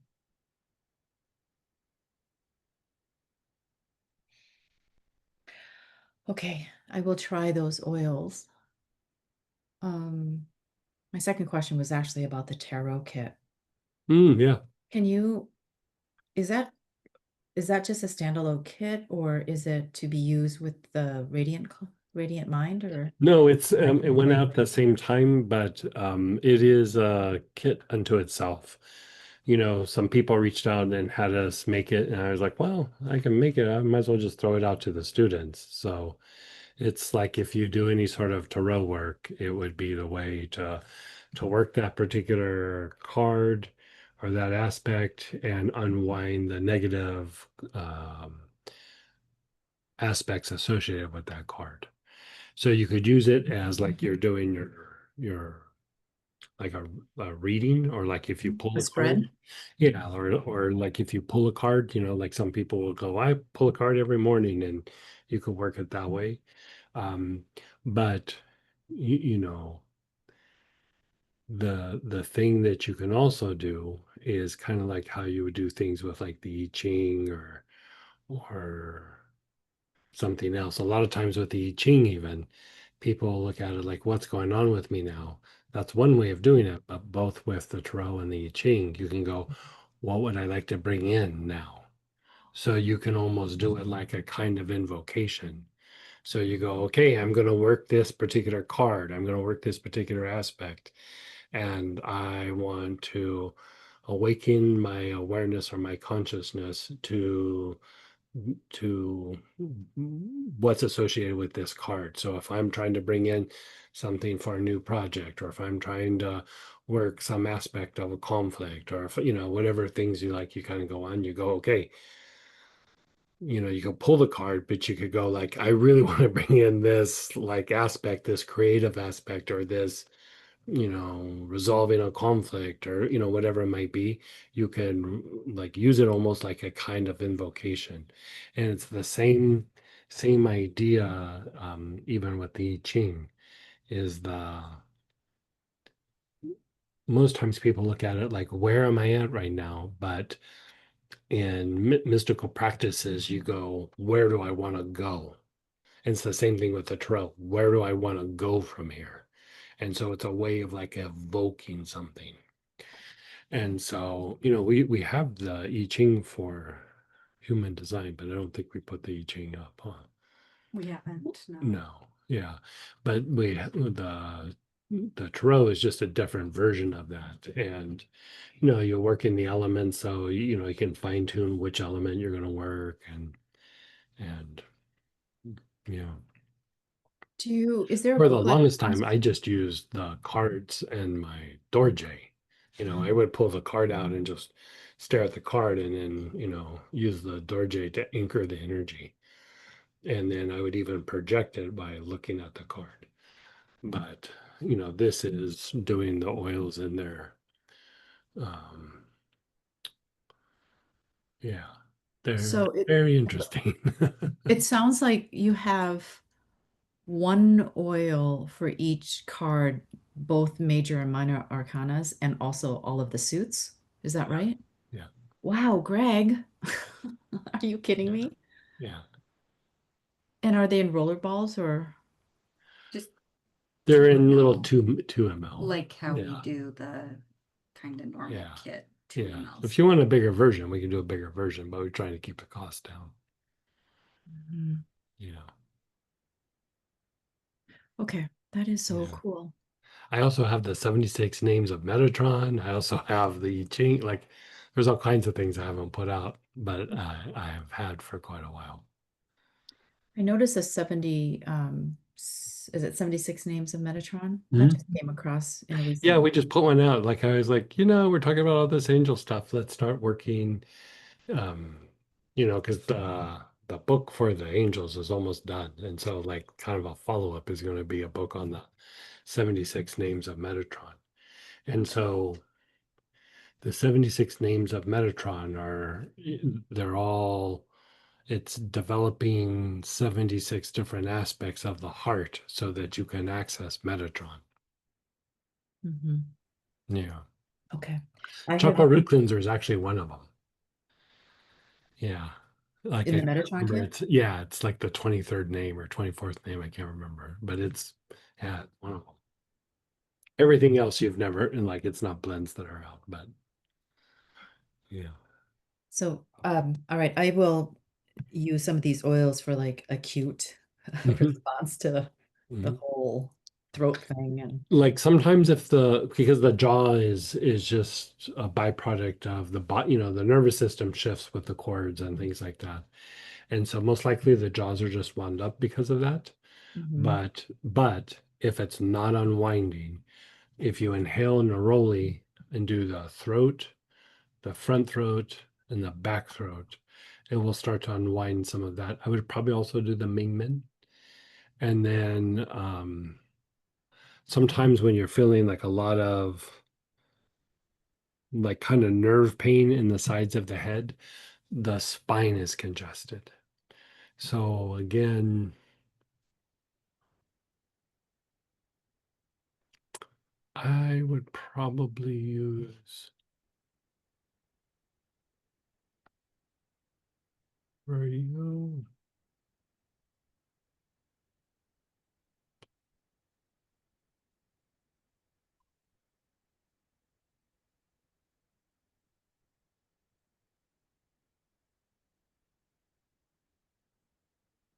Yeah, you got to deepen your breath. Like that's actually the issue with the spine. The bronchioles are too restricted. So large German chamomile, hyssop, anula, any of those. Inhale tolu balsam. Inhale them and really like deepen the breath and slow down the breath. If you deepen the breath and you find that the breath is still going a little bit fast, either inhale the spikenard or lang lang. And lang lang's a little bit better for calming down the rate, like if it's going too much, too fast. Spikenard will do it as well, but lang lang's a little bit better for slowing down the breath. Yeah. Okay, I think that's it. It comes Yeah. back to the breath. That was it, Yeah. Yeah. causing that. Yeah. Wow, this is just wild. Mm. Not what I expected. I have been using the Jupiter. Remember the Jupiter blend? Mm-hmm.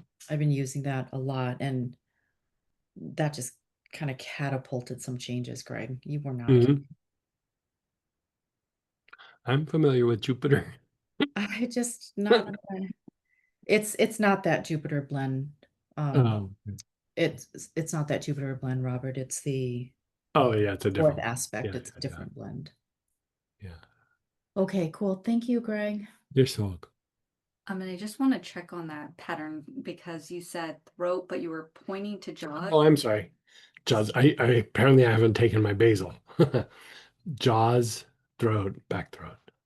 Thanks. Yeah. This is the upper throat. In mystical teachings, this is very mystical throat. And then go ahead, David. Hey, David. Hi, Greg.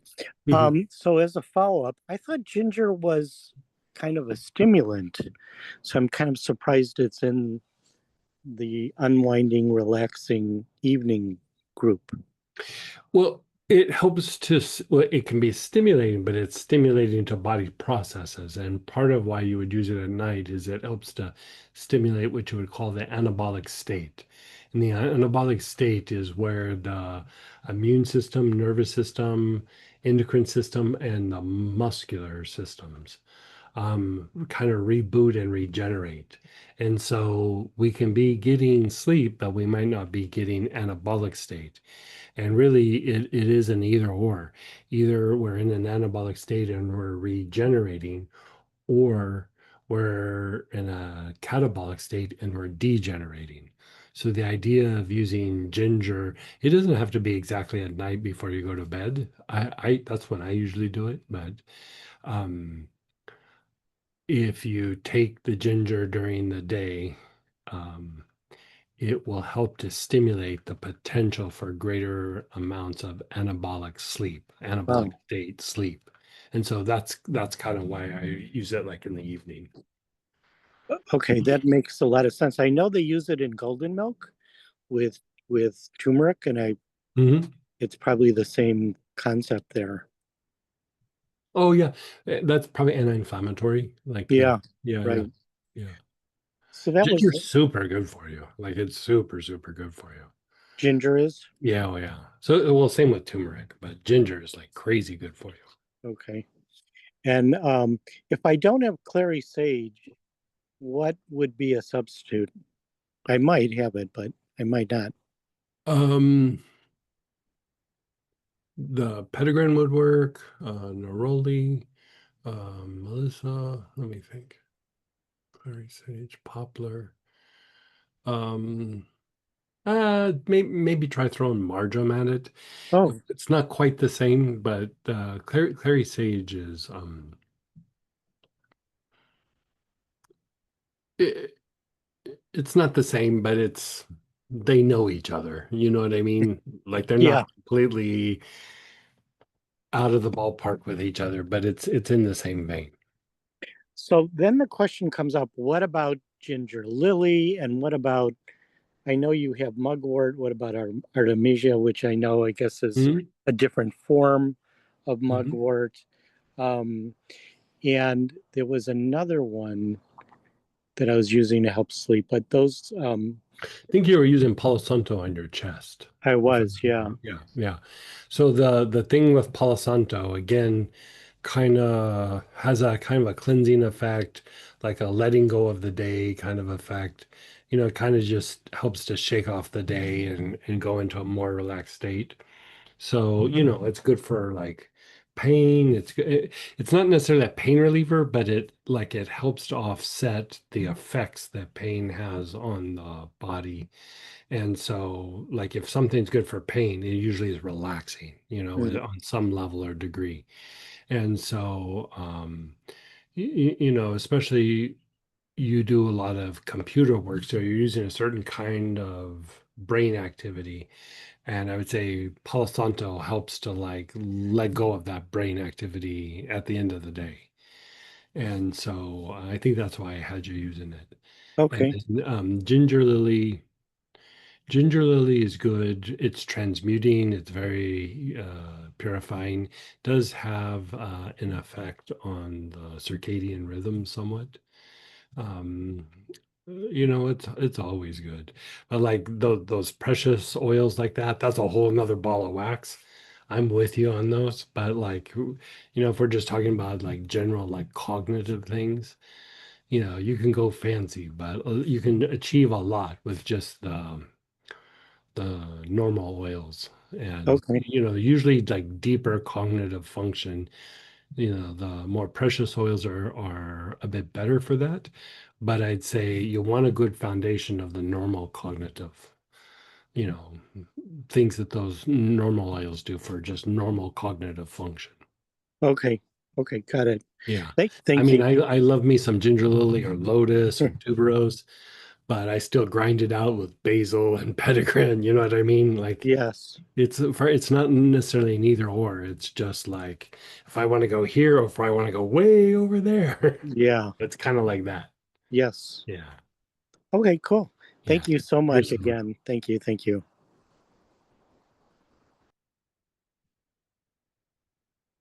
And I think you answered all the questions earlier too that were in the chat that I can see. Just making sure really quick.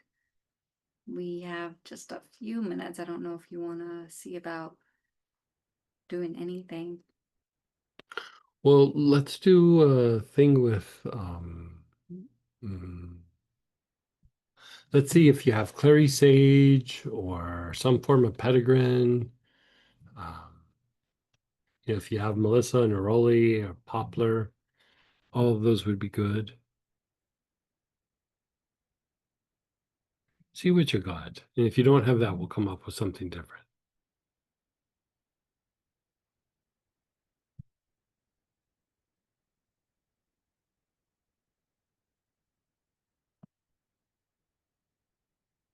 Yeah, if not those, even lavender. Try lavender. Okay.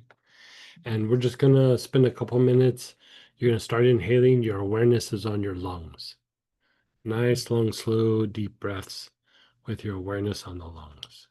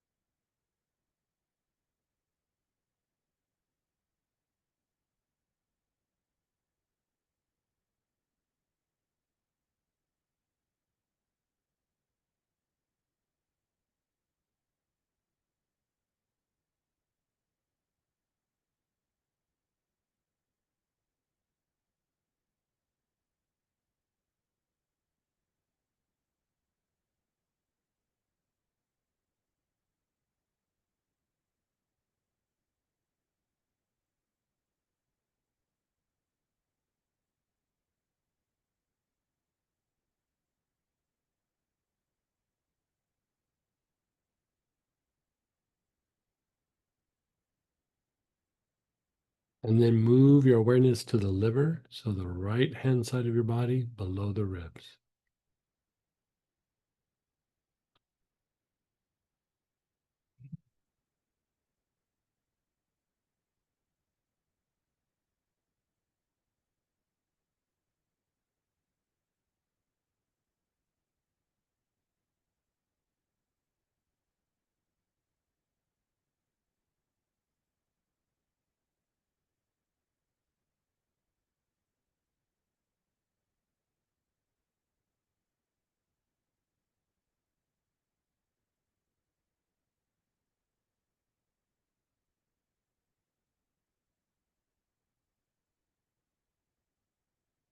And then your gallbladder, so you're going to your midline, so the middle of your body, 2 inches off to the right, and then below the ribs.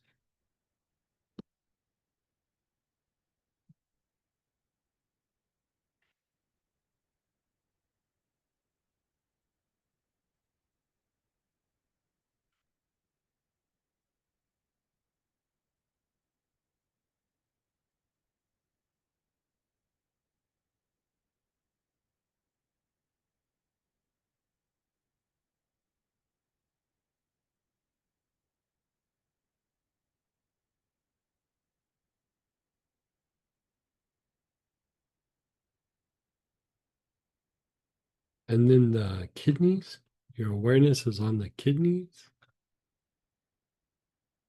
Nice, long, slow, deep breaths with your awareness on the kidneys.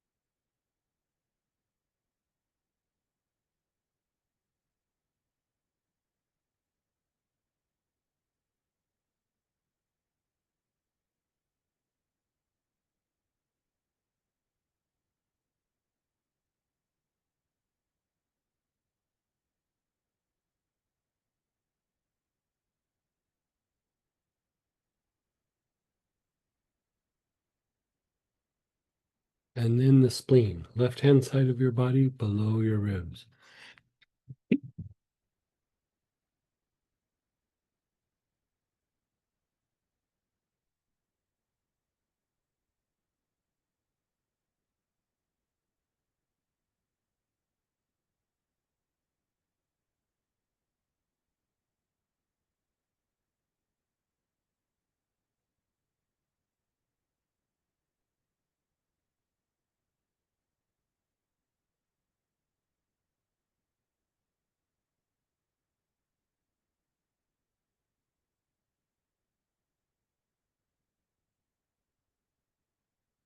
And then just let go.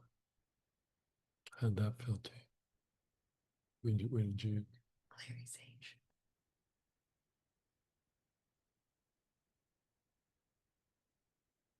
It's a nice little quick way just to kind of, I don't know, take the edge off. Or so, okay, we're going to move over to the Astara prayer petition blessing. Join us if you can. It's a little quick 15 minutes of just moving some energy and activating the heart and helping some other people. So join us if you can. And if we have our study group tomorrow night, which is the Healing Spirit. And then if we don't get to talk to you, happy 4th of July and have a nice weekend.